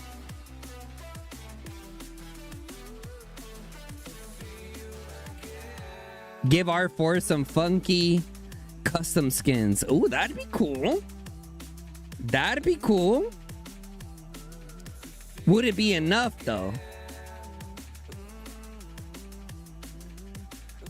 would be hard. Yeah, listen, there is no system that's fair for everyone. Surprise. Surprise.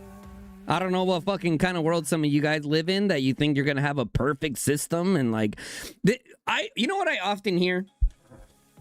I often hear not fair. Okay? I often hear not fair. And you know what fucking triggers me about it's not fair. Life's not fair. Life's not fair. First of all, okay? Second of all, you're playing a game that involves spending money. So it's never gonna be perfect. Ever. And people need to start understanding that, bro. You know what I mean? Like, that is the fucking reality that we live in. Like, so many people are so infatuated with fair fights and da-da-da-da. Look, we're always gonna try to get the most possible fair fight, quote-unquote fair fight. But it's never a fair fight in a fight. Let me tell you. Anyone who's ever been in an actual fight and played these games long enough, it's never fair, bro. It's never fair.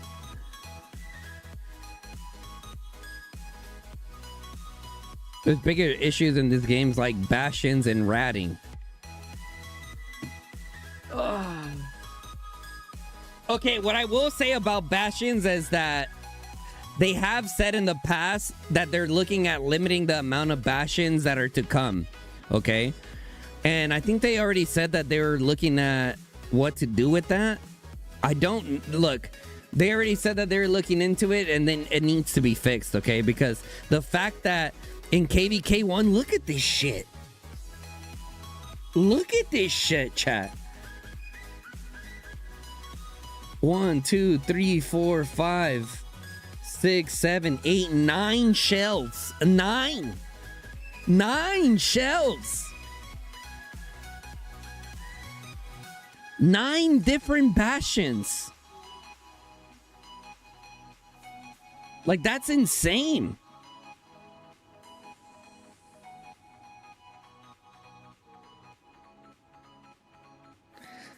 Nah. Listen, the city hopping suck? Sure, city hopping sucks, but I don't think, look, listen, you know what they say, like, be careful what you ask for? Personally, do I think city hopping is annoying? Sure. But I don't think it's like an overall game problem, like, oh my god, this game's terrible because of city hopping. Like, no, actually, city hopping, once again, Nipper, you're not used to being on the losing side, but let me tell you, when you're losing and you really ain't got nothing else to do but city hop, it's great. It's great. For people destroying towers, it's terrible, right? Obviously. Once again, you're not always going to please everybody, bro. But overall, I don't think city hopping is like a big problem in the game. I don't think so. I think we have substantially bigger problems than city hopping.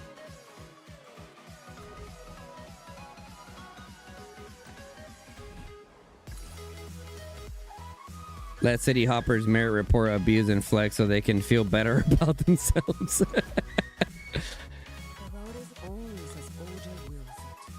Hey, shout out to Icon Huey, my mod in the chat right now. Icon Huey is like a legitimate moderator, bro. Guys, don't forget to use our Firelight store, our Firelight link for the Pluto Mall / Firelight store. Helps me out directly with evaluation from the developers, so that definitely helps me out a ton, guys. Also, guys, don't forget to check out my Twitch. We stream right now. We're streaming Call of Duty, FIFA. I mean, Arc Raiders, Battlefield. I even re-downloaded PUBG just because, you know, don't want to be too rusty on keyboard mouse. Appreciate you, Huey. You should... Yo, who should I awaken first? Ming or Vardoon? Vardoon. However, on that note, who do you have done?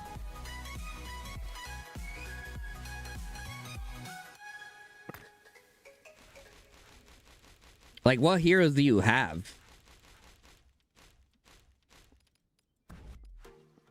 Like, who? Okay, let me give you this scenario. If you were to max Ming who would you pair Ming with? If you were to max Vardoon, who would you mix Vardoon with? And are you close to maxing either one of them?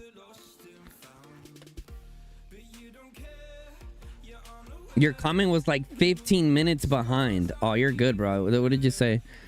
And when groups loyal to each other and not alliance. I see. Yeah, I mean, that's kind of inevitable. What are your thoughts about limiting Bastions to only the Dragon Holder shell every season and keeping Bastions locked until Dragon is captured in season 1? I think that's fine. I think. What do you? Okay. How many Bastions? Let me ask you guys in the chat. How many Bastions per kingdom do you think is reasonable per kingdom? Actually, let's do a poll. How many Bastions? Oh shit. How many Bastions per kingdom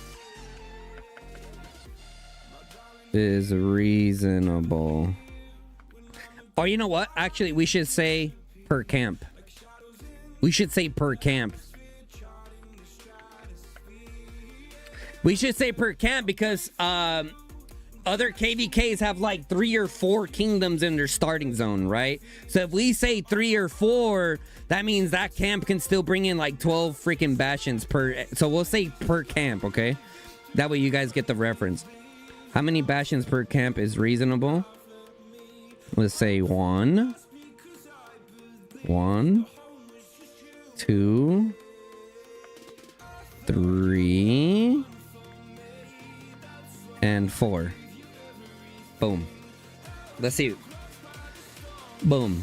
Started the poll. Let's see what you guys think. In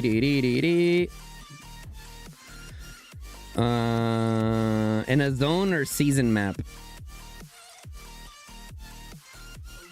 Season map. Definitely season map. Ooh, look at those numbers. It's going. Get involved in the voting system, guys. We got 30 votes. Ooh, it's getting spicy. 1, 2, 3. It looks like 2's starting to win. It looks like 2's starting to take the lead. 3 and 4 tied at 27%. No, a lot of people. Interesting. I thought 1 would be up there.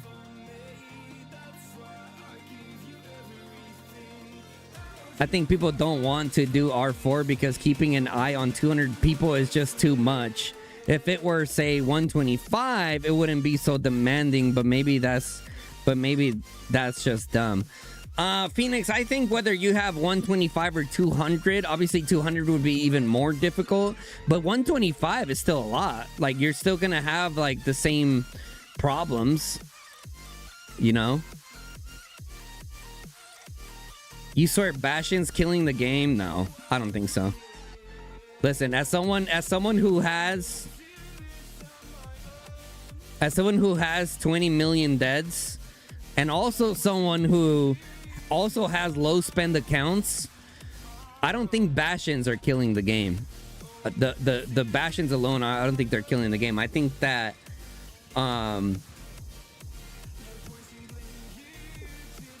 I think the amount of Bastions is what's ruining the game.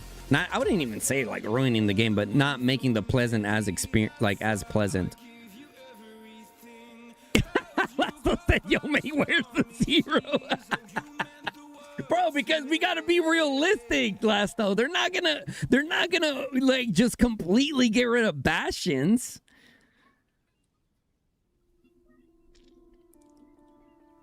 You think Bastions are killing it? Okay. It's not fun gameplay. Dude, I'll tell you what, bro. My recent experience with Bastions has been nuts. Like, before when Bastions were like super OP, people would just hunker down and call it a day, right? But now you can't do that. You need field presence. You have to have field presence now. It's not like before. You know what I'm saying? Like, you have to have field presence. You have to play aggressive. You can't just sit there and kite a fucking 2-hour sandless report. Like, you have to push into the enemy. You have to. And it's the kingdoms that don't understand that are suffering the most. And people need to stop being so damn scared to take deads. Especially KVK 1 and 2 plus. You know what I mean? Like, lock in. After fighting Milk 2 seasons straight, I'm fed up of them. If Bastions get dropped, war stops, and just only play rally and filling, not true. Not true, Oliver. If that's how your kingdoms are playing, you're in the wrong kingdom.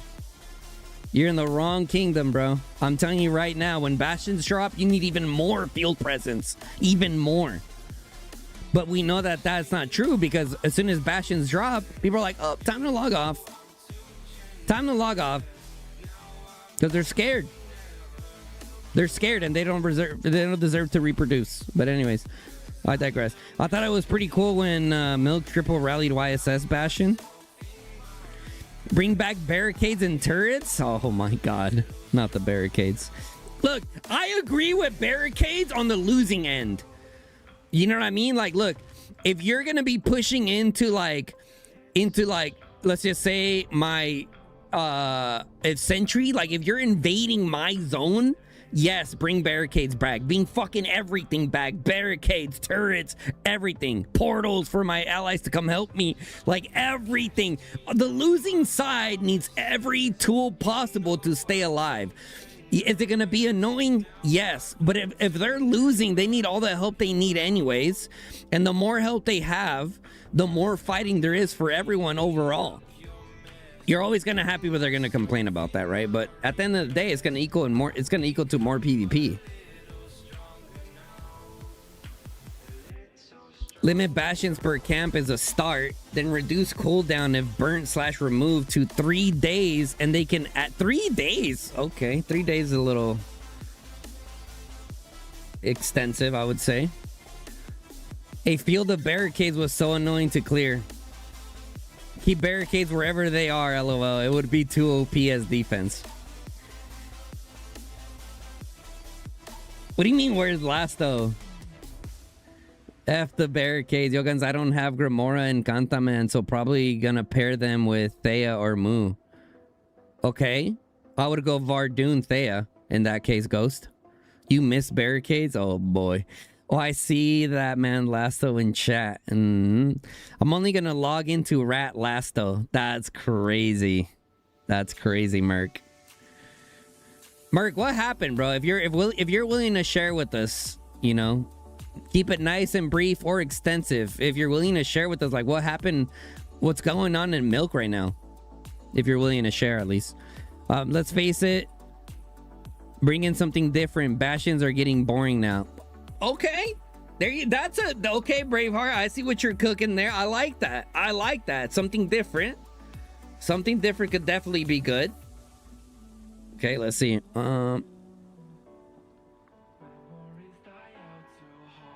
Beats Milk, and I think he could just slack off in here. Sheesh.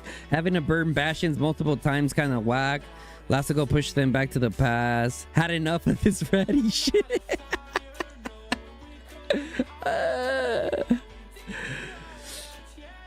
Roger. Oh. Lasso, at least you have Elk Riders. At least you have Elk Riders, unless you switch back to physical calves. At least you have your Elk Riders. You know what I mean? With Elk Riders, like, it's easier to deal with rats.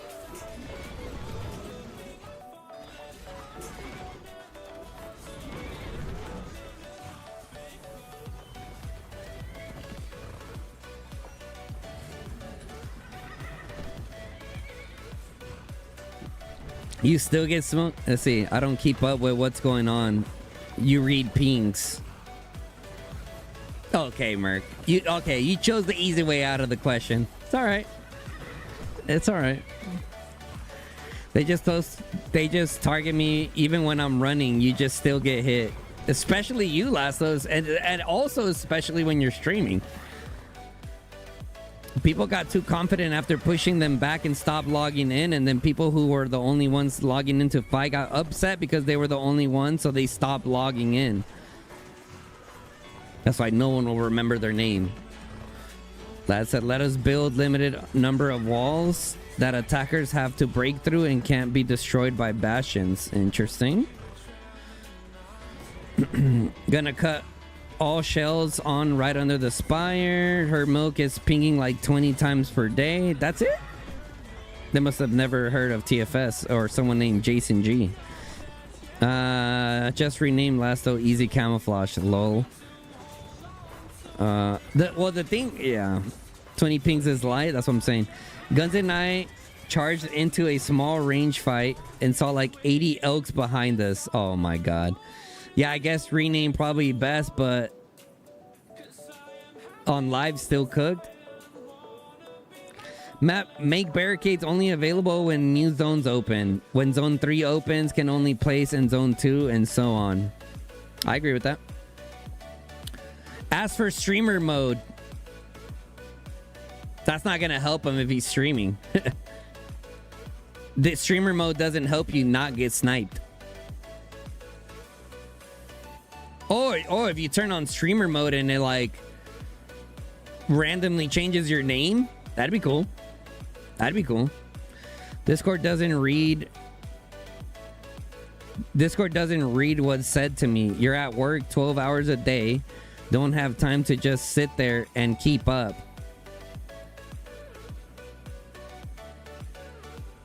Yeah, but I'm sure you see what people are talking about. Like I said, I'll message you later. We don't have to talk about it in the YouTube chat.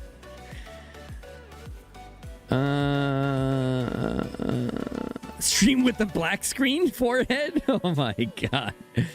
Maybe a minute delay? No, bro. Listen, some of you guys were saying that streamers should stream with delay. Like, you don't understand streaming, okay?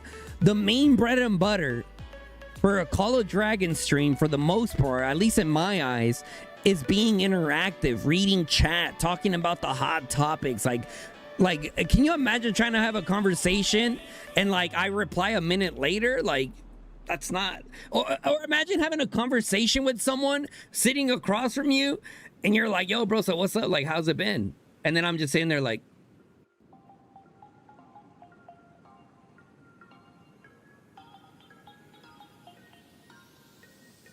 a few moments later. Oh, I've been good, bro. You know, chilling, hooking and jabbing, doing my thing. Like, no. The data nerds 100% have your player ID saved on their desktop. You're never gonna escape. True. That's a summary of Milk's current issue. He said it. Majority is employed and mostly available weekends. That's what it looked like, to be honest. That's what it looked like. Uno, dos, tres.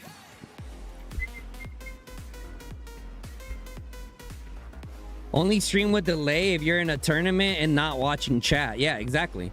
So back in the day when I was a Call of Duty streamer and I would play tournaments and stuff, I would have like a 25-second delay because I was playing Search and Destroy.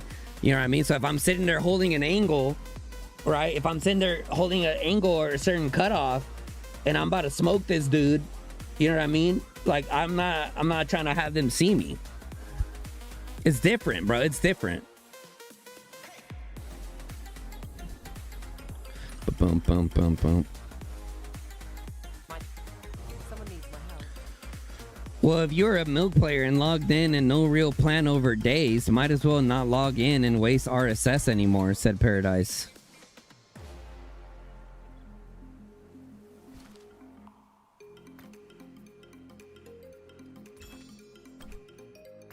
I mean, yeah.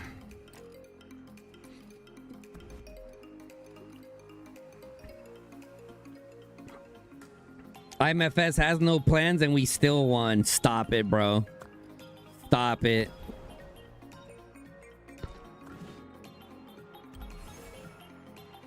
We did have a pretty terrible plan coming into this zone. We got lucky. Like, our overall camp activity was better than NTS's.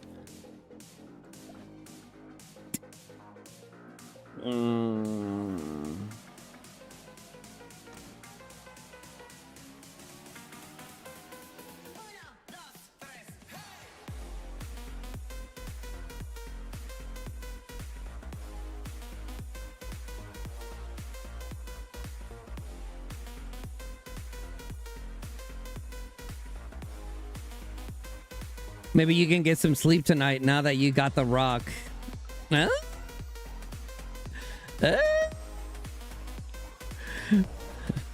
Milk thought the same thing, bro. Milk thought the same thing. You better sleep with one eye open, head ass.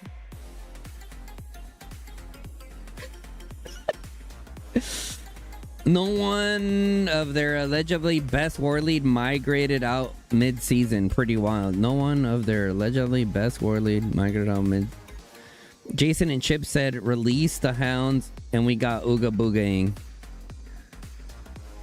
Is it worth training T4 when you have T5 unlocked as free to 100% critics? 100%. 100% it is. Don't worry, you helped steer the ship when you got back Friday night. You did. You definitely did. Can get at least 8 hours of sleep now. Been running on 4 to 5.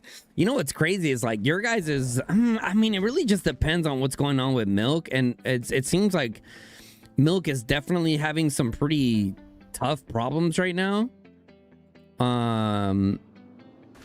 So we'll see. We'll see. I predict that you guys probably won't get a fight to the actual castle. I think they're gonna just, you guys will deal with the people ratting in and out of the towers as you're destroying and stuff like that. But who knows? Maybe they pick it up again on the weekend and go ham and take the rock back. I don't know. You never know.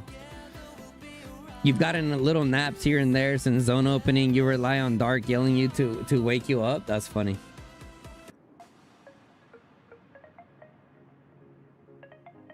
Confirm requirement when joining YSS. Are you employed?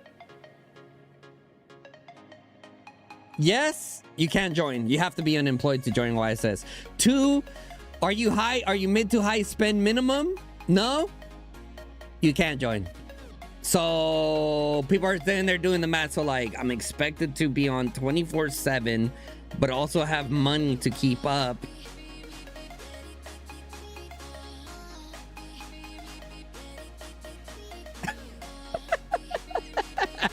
KVK1 be like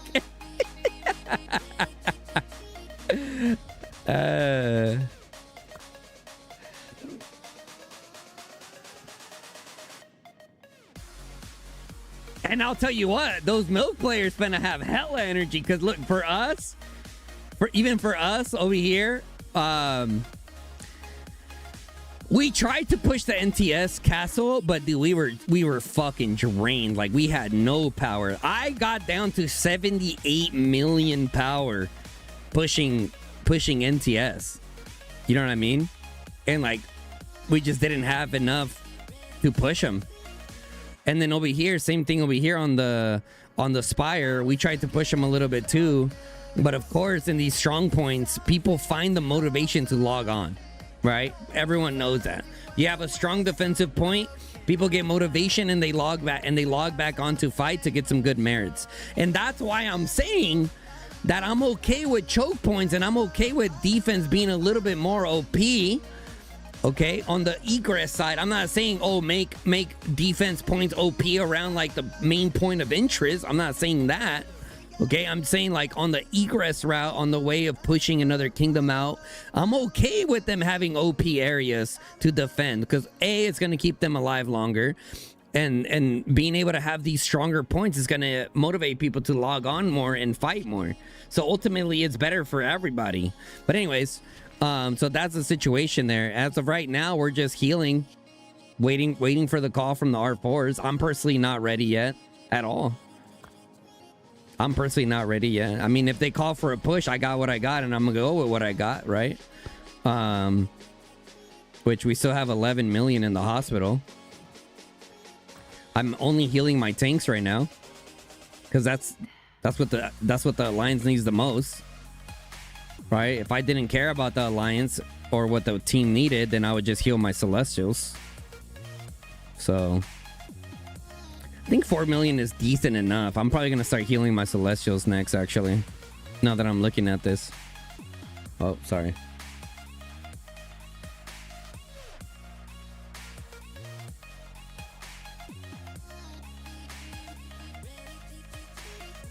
Gun sounding like a scholar teaching a class right now. I mean, bro, because the thing is, like, do I claim to know it all? No, I don't. But I've been around the game long enough and talked to so many people on a regular basis that, like, my insight of player mentality is so much deeper than most people, bro. Most people, I would say that my ability to think from the high spender Kraken side of things down to the little guy, I would say I'm very well versed in that and can give a really good opinion on things.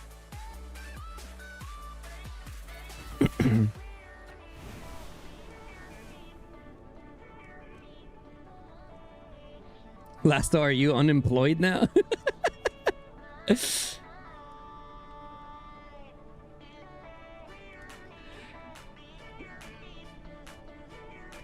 You sick leave for 2 days. Nice. See what I'm saying? Like, that's the kind of passion that people need to have. With that being said, before the trolls start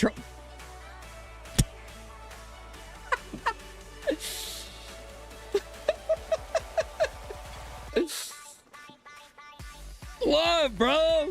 You don't like my little setup? Coming in to clear the room and shit?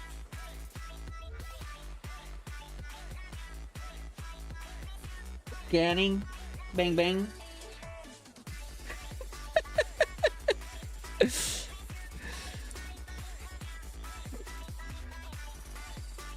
Got his ass. This. Okay, let's look at... All right, guys, don't forget, we have a poll going right now.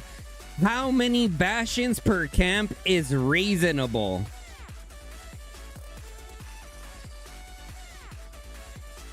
Two. I agree with 2. I'm not gonna lie, I agree with 2. I agree with 2, to be honest.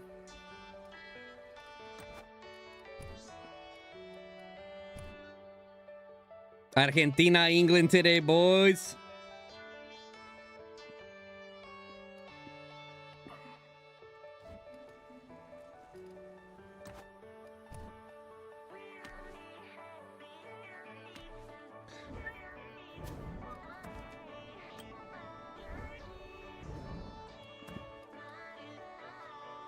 But yeah, anyways, like I was saying, like for KVK1, like that's just what it takes, bro.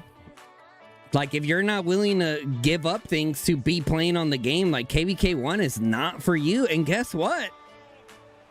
That is perfectly fine. Like, oh, Guns, you expect me to use my sick days to play video games? You expect me to give up hanging out with my friends on the weekend to play Call of Dragons? Yes, that's what it takes to be number 1. If you want to be number 1, that's what it takes. If you ain't ready for that, pack your fucking bags and go elsewhere. Go to KVK5. Stop wasting my fucking time. You know what I mean, chat?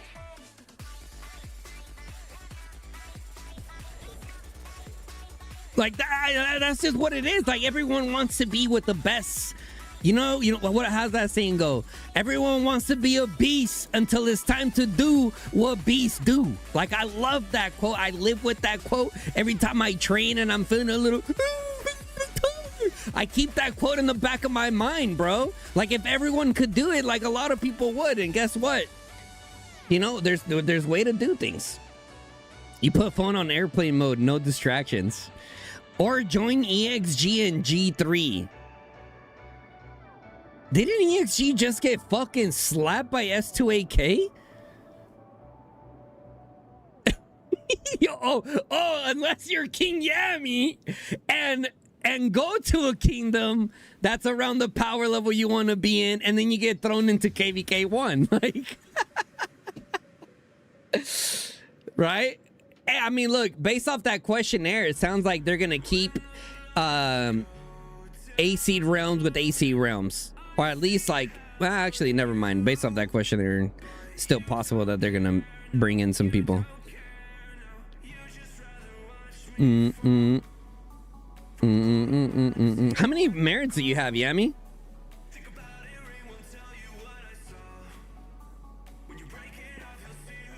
You used to take 3 days leave per zone. You don't now. Bro, that's gonna be me here soon. 3 days. I don't think I would do 3 days.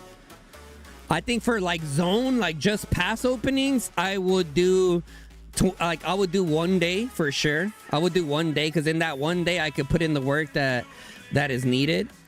For Dragon Zone, definitely 3 days. Definitely am gonna need 3 days for Dragon Zone. And you're talking like every 40 days.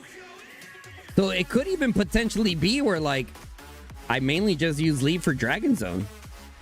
Right? Like all these other zones, like I'm active enough and I have enough passion for the game still that I can still put in some work. You know what I mean?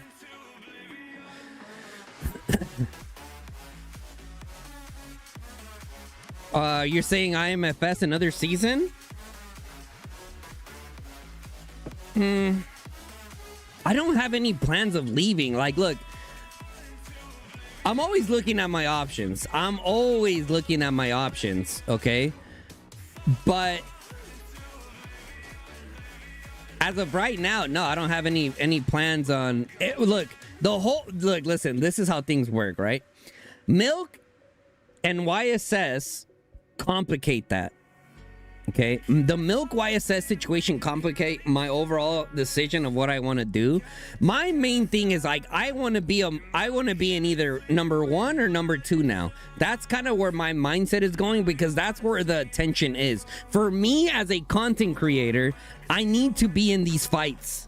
Okay, like the fact that I was over here fucking singing Kumbayas and shit, while YSS and Milk are beating the shit out of each other, and I'm not in that, that's a problem for me now.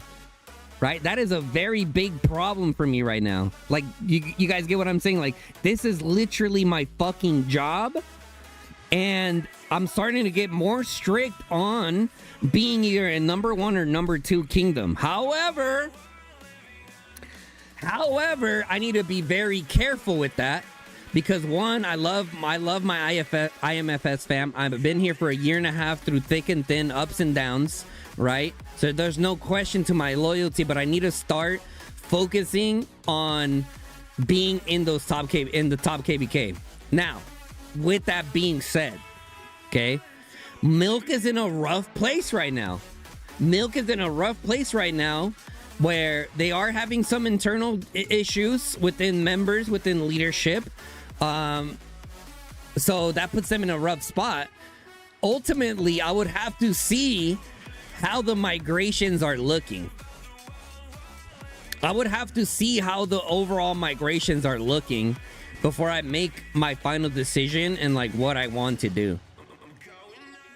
You know what I'm saying? So that's tough because Milk right now is in a situation where I don't know where they're going to be after this KVK. You know what I mean? I'm not sure where they're going to be.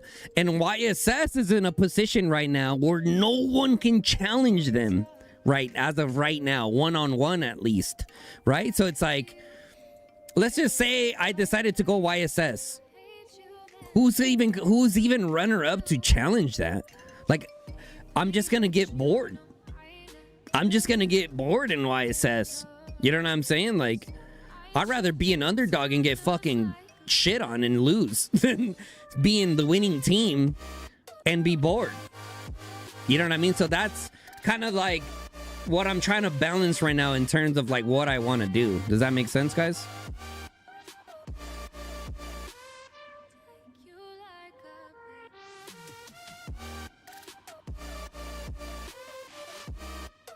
The fact they didn't give NTS any help seems like that was a huge miss. Wait, what? Are you talking about NTS? Like maybe they should have gave them like a little 4 or 5 billion powered kingdom? Is that what you're suggesting? Or I just want to make sure I'm understanding you right. I usually just get really sick on major pass openings. Really weird.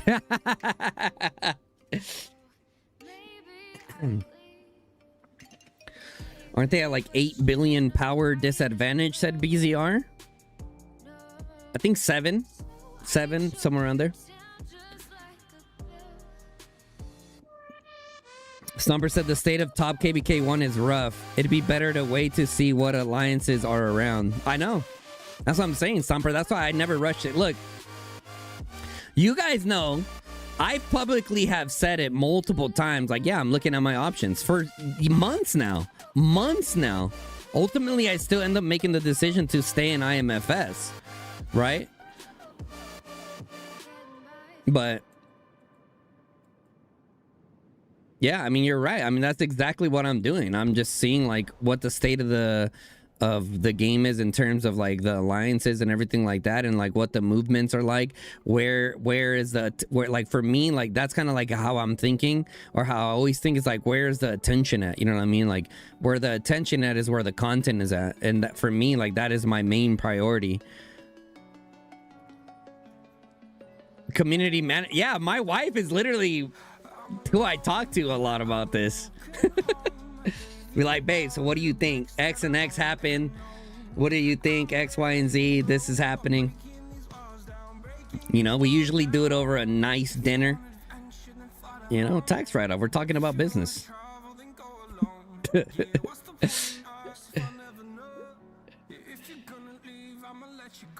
Just rip your heart out now? What do you mean, bro? Will YSS get number 1 in AM? Who cares? Who cares about AM, bro?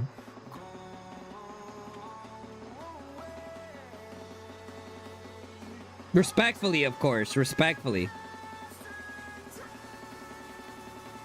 Ba-da-da-da. You started with Warland from YSS. He is a beast. He is. He is. I don't think he's piloted either, huh? Oh, I said the P word. My bad. I don't think he's receiving additional help either. I think that's all him.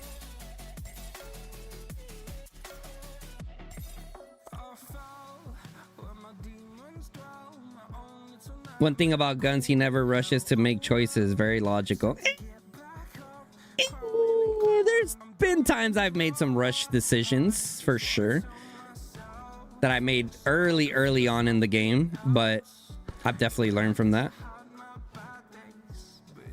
We balance each other out. True. True.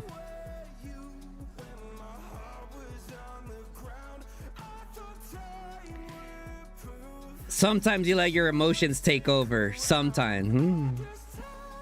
Sometimes. What happened to Row League? That's a great question. I have no answer.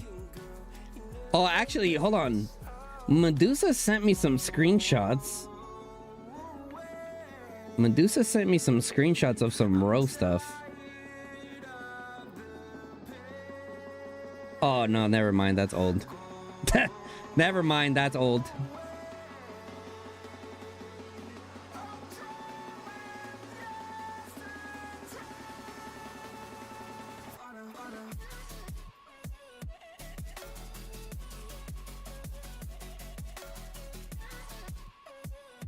Oh, sorry. Hold on.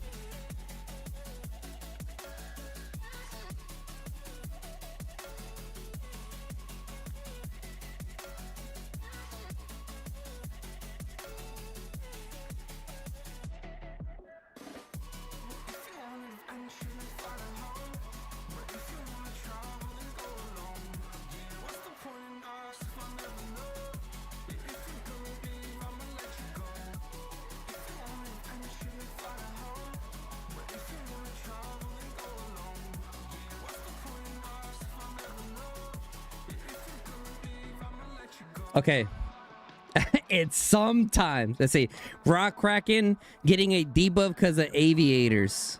Wait, what? Hey, so IMFS cooked? NTS. Wait, what? Bro, okay, first of all, let's talk about something, okay? Gold card, you are one of them, okay? You are one of them. You and a few other people were like, there's no way IMFS win this zone. You guys remember that? I know you do, Gold card, and I'm fucking calling you out. I'm calling you out because you're one of the ones that said that. There was a few people that were like, there is no way IMFS win this zone. Like when I was hearing people saying that, and we did a poll actually, and it was like a 65-70% vote that we were gonna lose this zone originally, right? When I heard people saying that, I was like, bro, people really fucking underestimate us all the time, and it's kind of annoying. You know why we get underestimated?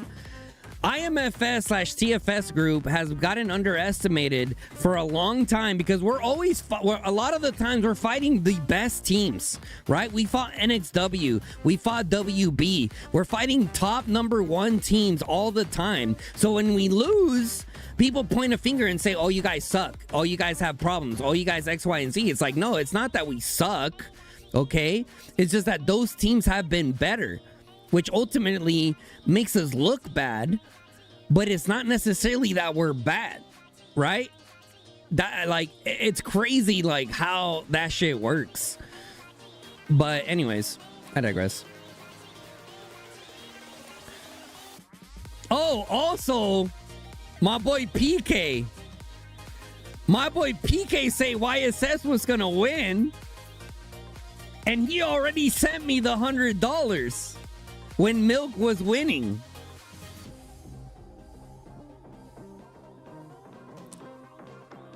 So now I need to send him his $100 back. But the problem is I already spent that shit on my PayPal. Fuck. You know, I should have known. You know, and I thought about it for a second. You know what's crazy? When he sent me the $100, I was thinking, I was like, you know what? Don't send it to me yet. Let's see how it goes. But Milk dominated in such a dominant form when Pass opened that I was like, yeah, there's no way like that YSS like pulls this out, like comes back. But dude, YSS just like fucking flipped a switch, bro. So fuck. Now I'm gonna have to give my boy his 100 back. Never seen an alliance as stable as you. I wouldn't say that we're stable. I would say like at the leadership level, we've had like the same leadership, maybe in a like little guest leadership come in here and there, but you know, nothing too crazy. The biggest thing that IMFS needs right now, we need 2 more solid war leads, okay? Because Jason does what he can during the weeks, but like he's super busy on the weekends, and guess what? The weekends is when the passes open now. So when the passes, so Jason won't be fully around to support us on the weekends. So like we need 2 other war leads in order for IMFS to continue pushing. Like if IMFS were to pick up 2 war leads, I would consider us a top 2 pick to go to, right? Because that would help Fluffy out, not burn out so much. Because you know, and Fluffy has said it publicly, like he's burnt the fuck out, bro. He's burnt the fuck out. Like he's always the main one leading everything. You know, he needs help. So Jason needs to figure out a way to get that help for Fluffy, or give incentive for Fluffy to continue leading.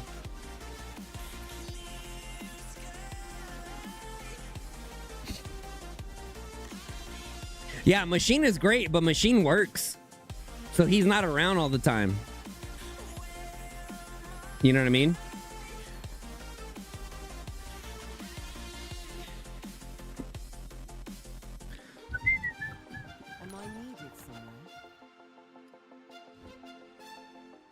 Fluffy was super flustered last season. Poor Fluffy. Machine 4th best. That is true. Fourth best is crazy, bro. All right, you guys want to hear based off my experience and what I'm and my experience and what I'm hearing, okay? I think that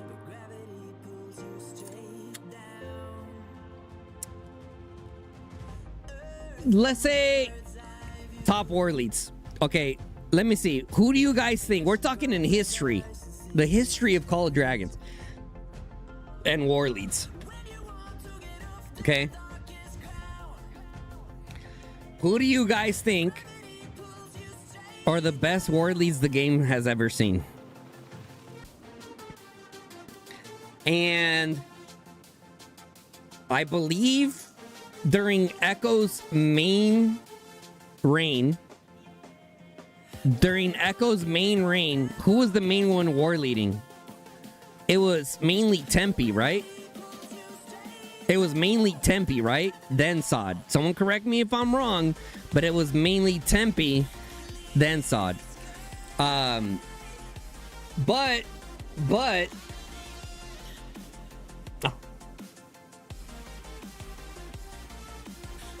I think it probably is Dark number 1, dude. I think it is Dark number 1. I think it is Dark number 1, bro.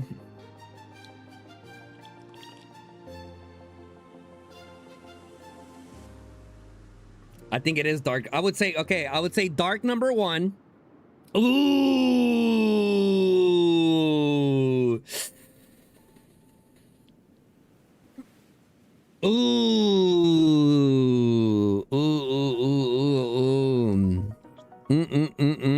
What up, Cookie? What up? Welcome in as always. Yeah, dark as shit, but he's really it's a great lead. Hey, you know you're good when people who don't like you still say like you deserve the flowers. You know you're good. Like that is next level of good. I fucking hate glazing. I hate glazing, but hey, if it's deserved, it's deserved, you know? If it's deserved, it's deserved. What's the best? What have you missed? We're talking about best war leads ever in Call of Dragons history. So I would say Dark number 1, Tempe number 2, Sod number 3, Fluffy number 4,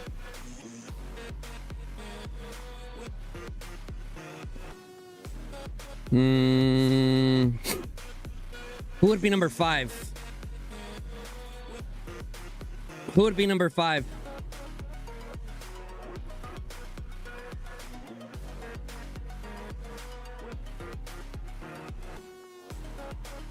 Number 1 is Pepe. Okay, well, I've never heard Pepe war lead, honestly, but I mean, shit. NXW was good. I don't know if Jason is a great war lead, more of a great person to rally behind. Yeah, the thing about Jason is like he loses his composure too much. He loses to his now Prime Jason is definitely in the talks of top 5 for sure. For sure. I would put Jason in probably at like I'll put him at 5. I'll put him at 5. I'll put Jason at 5. And I'll explain why. Hold on. So we got Dark.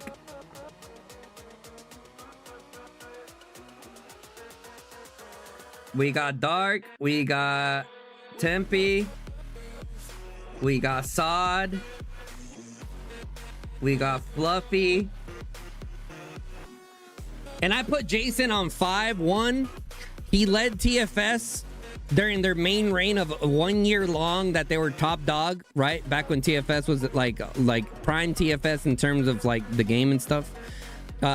He led that for the whole year. So Prime J was crazy. Nowadays, he's kind of AFK, but you know, still love the guy. Gotta give his flowers though. I put him at 5. I put him at 5.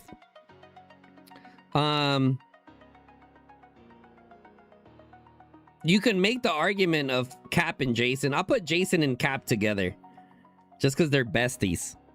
I'll let them share number 5. What do you guys think of number 6?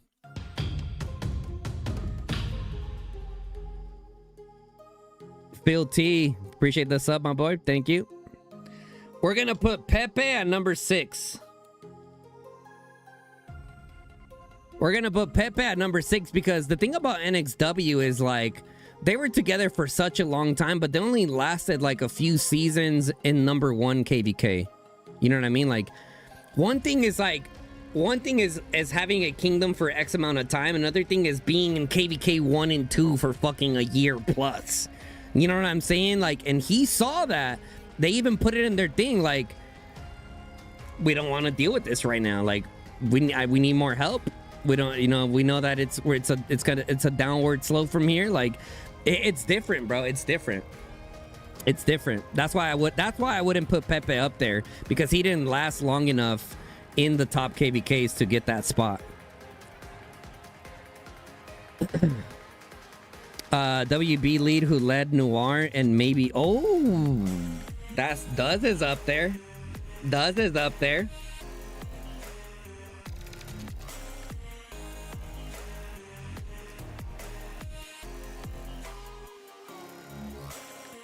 Who even war leads WB? Like, is it Eliga? Is it Eliga who war leads WB? I mean, fuck, WB has been around for a very long time and competed in number 1 spot, but I just don't really know anything about WB in terms of like their VC and who leads them.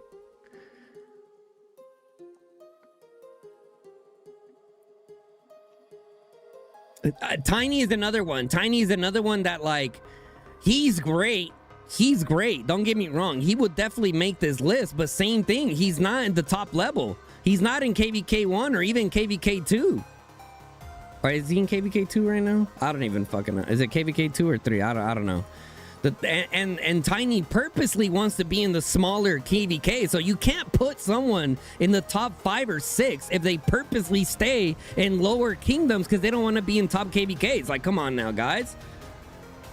Come on, like, we got to think of like the totality of everything. It's not all look, many people could be great war leads at the lower level. It's not as demanding. Straight up.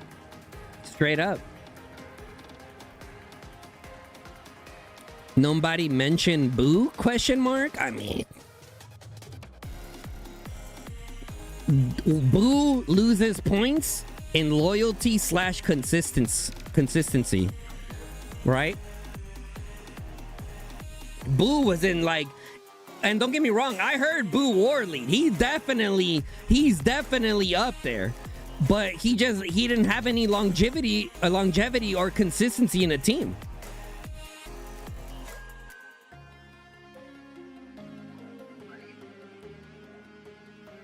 Right? For example, I even speak for myself. People have heard me war lead, and I think I'm pretty damn good at war leading. I bring the energy, I bring the passion, but I don't do it long enough. I come in the times that I've war lead in the past like 2 years. The times that I've done it, I'll come in for like hour, 2, 3, 4, 6, 7. Not consistent here and there, so I'm not consistent enough to even consider myself up there, right? Like, to be considered in this list, like, it's a next level, bro. It's a next level. A lot of people could be great for a few hours, but can you be great for months, a year plus? Like, no, it's different. Thank you, wife. Appreciate you. You're so sweet. Good night, brother. Appreciate you. Bias queen.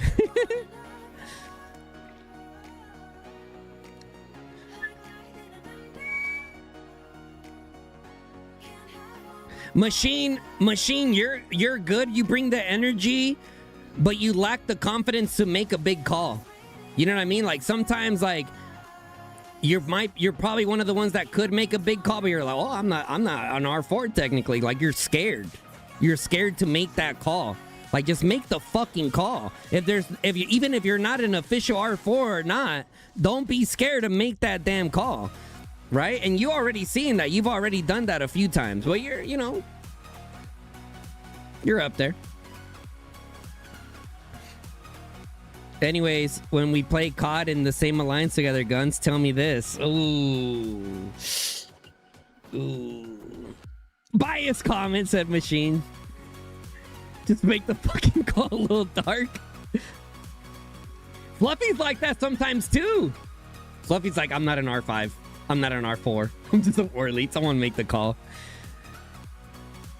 That's something that I miss, bro. I miss that, like being an R4. I miss being that player. Like when I was in Big 3 for that one season. Even when I wasn't in Big 3, I was always in fucking Jason's ear fucking chirping at him all the time. Do this, do that, do this. Dude, I would argue with Jason so much, bro. So much. To this day, I still talk shit to him.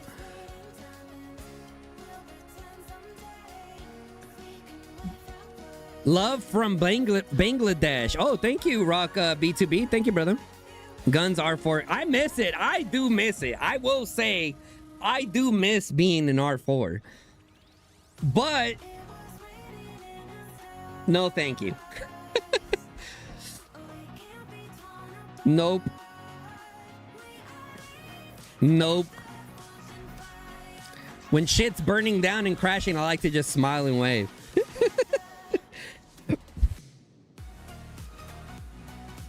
That's the thing. Like, I'm a fucking born fucking leader. You know what I'm saying? Like, that shit is in my blood to lead. You know what I mean? But guess what? Every leader understands, like, the best leaders have always also know how to be extremely good followers. And I'm a really good follower / support person as well. Like, I can play either role. That's no problem to me. You know, I don't let my ego take the best of me. Greetings from Singapore. Appreciate you, Iceberg. Welcome.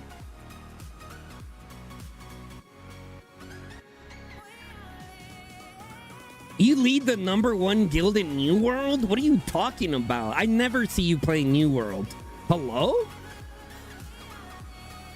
Hello?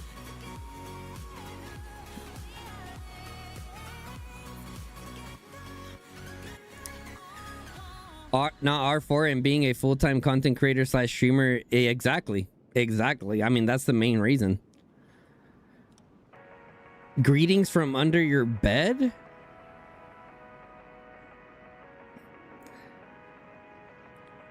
Cause it's dead, said one. That's crazy. That is crazy. Oh, here's the rock. Here's the thing with rock. Who the fuck is this with 3 billion power? Dude, Rock has some insane Krakens, bro. Like, imagine, I think Super Cow got rid of his Kraken account in Rock, actually.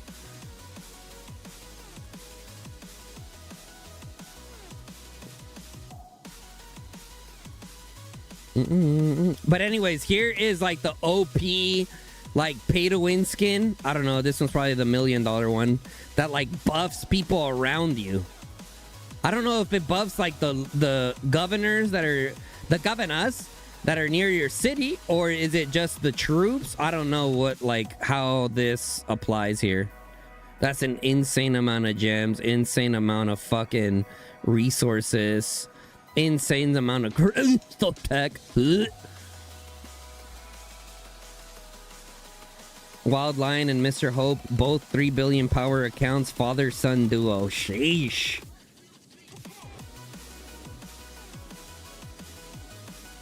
Used to think Rock City skins were too gaudy, then we got the same shape.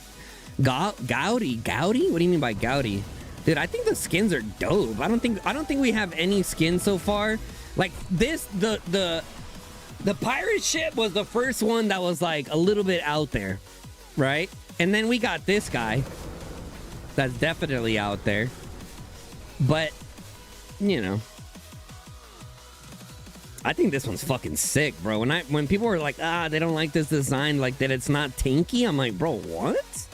What do you mean? What do you mean, brother?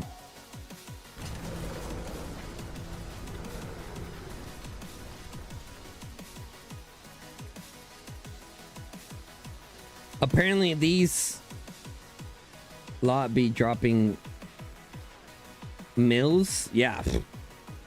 Easy, bro. Which class will be next skin? Mage. Mage skin's next, baby. We're pushing. And we're training nothing but infantry. We're pushing and we're training nothing but inf. Nothing but inf, baby. Mm-hmm.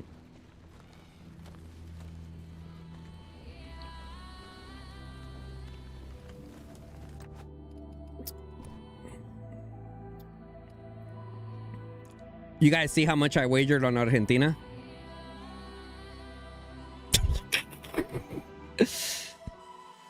You guys see how much I wagered on Argentina or what? We go big, baby. Come on. Ankara Messi.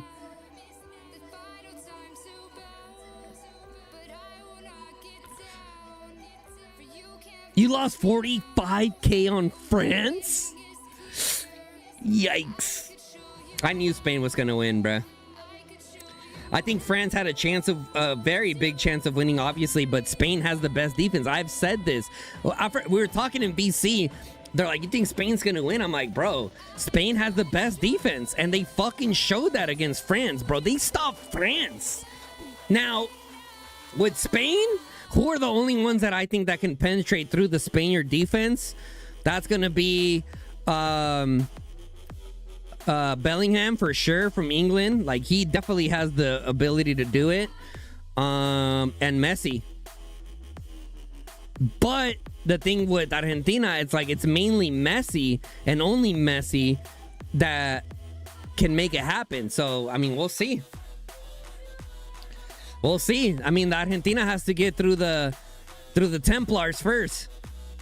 Argentina has to get through the Templars first. Harry Kane, Bellingham. Let's go, Argentina. That's crazy. That's crazy. You did not just say Argentina, bruh. You think it's gonna be boring?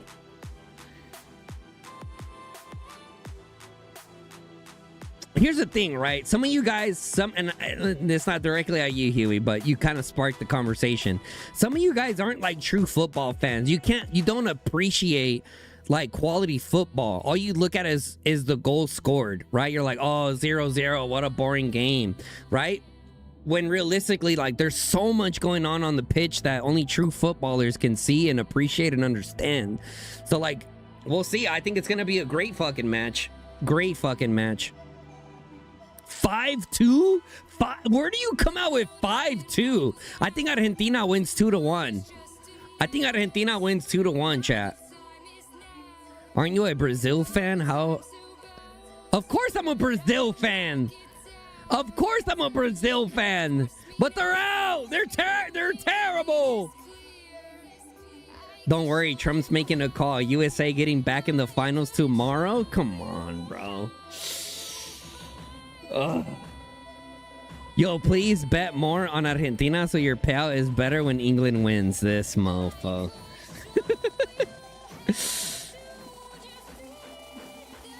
I say football. When Messi was down 0-2 to Egypt, no one said shit about script, but when they come back, it's rigged and scripted. Shit's crazy. Well, here's the thing, right?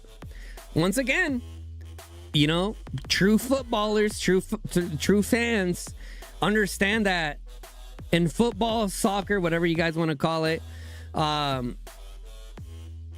there's always bad calls. There's always been bad calls. Always. VAR or no VAR. There's always been bad. That's just the way of the game. Unfortunately, that's just the way it is sometimes.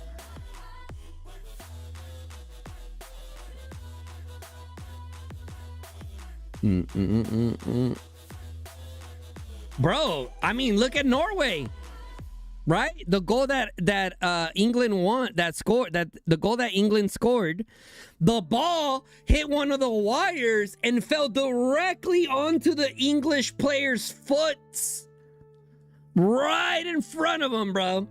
Boom, they break away. Bellingham fucking takes on the defenders, utilizing some good footwork, breaks off, bang, goal. England take the lead 2-1.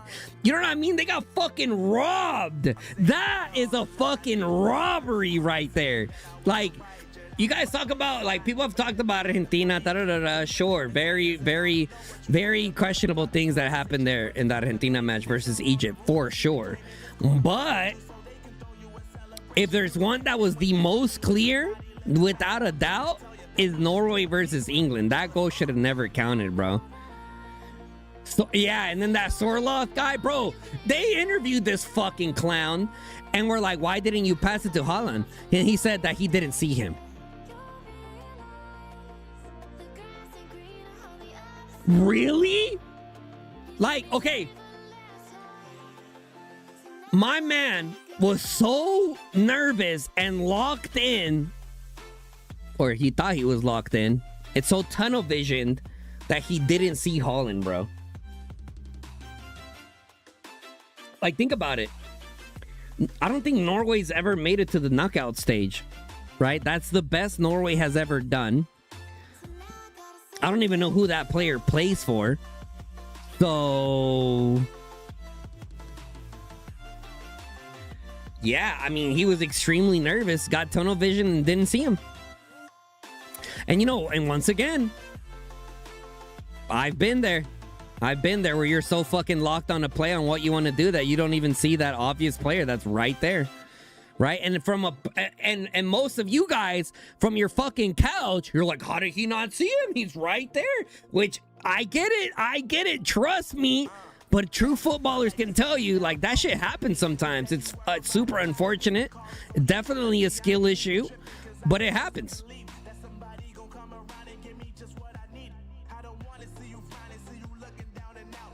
Oh, your machine says, listen, if Mexico and USA face off, if Argentina and Mexico face off, you're Mexico, but you wouldn't be mad because your boy Messi won.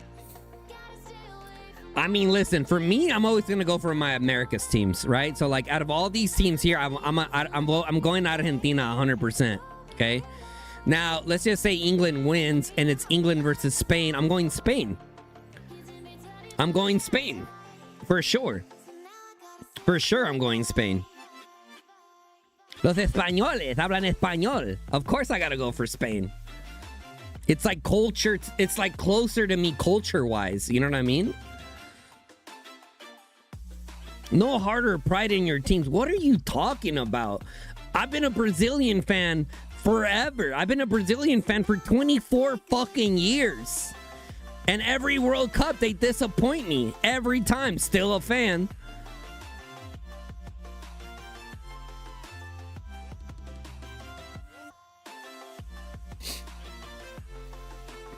I ain't Portuguese, but I take a bullet for your goat. Oh my God. Oh, you're talking about machine. Neymar goes one more World Cup. No, he doesn't. No, he doesn't. Neymar's cooked, bro. No, he's cooked. He's so cooked. How old is Neymar anyways? Yeah, there's no hope for Neymar right now, bro. Right now, the best Brazil has is little Endrick up top. Endrick is a beast, and then the right winger Estevao that just went to Chelsea, I believe.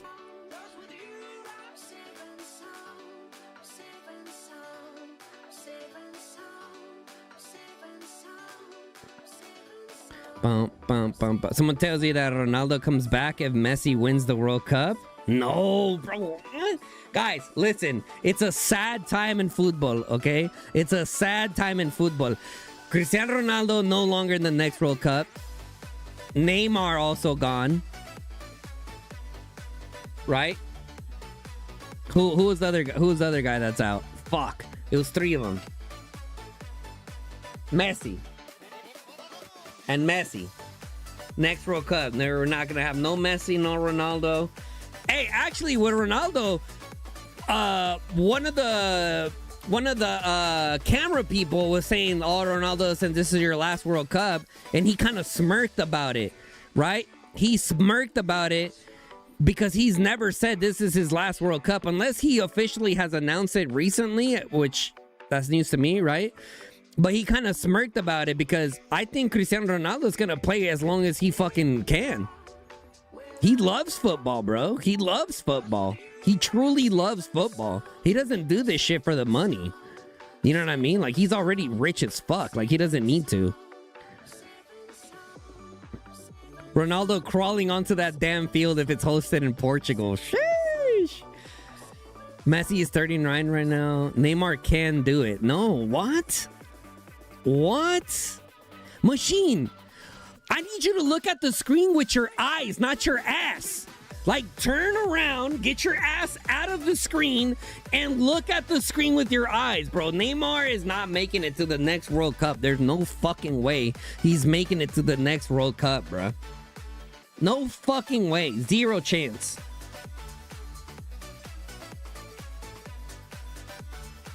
Like, were you not watching?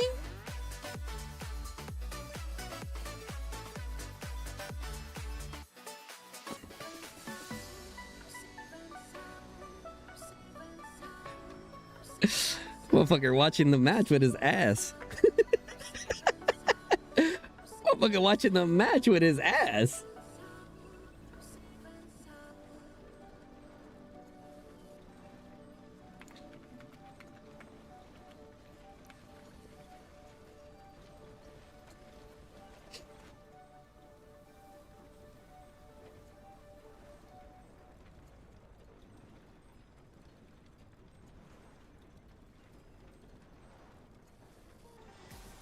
Ladies and gentlemen.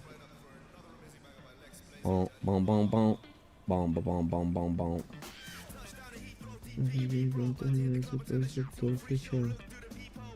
Alright, guys. That's going to be it for today's stream. I just wanted to go on and honestly just stream. Say hi to you guys. Talk about the current situation with YSS and Milk. That's tough. That's tough. That's the main reason why I wanted to go live and just talk to you guys. But anyways, appreciate you guys. Don't forget, guys, don't forget, if you guys enjoyed this stream, make sure you guys drop a like on the stream, guys. Definitely helps me out a ton. Also, if you're not subscribed to the channel, guys, we're still on the road to 10K. We're still on the road to 10K, all right? Hit that sub button, turn on the bell notification, lets you guys know when I go live or drop a new video.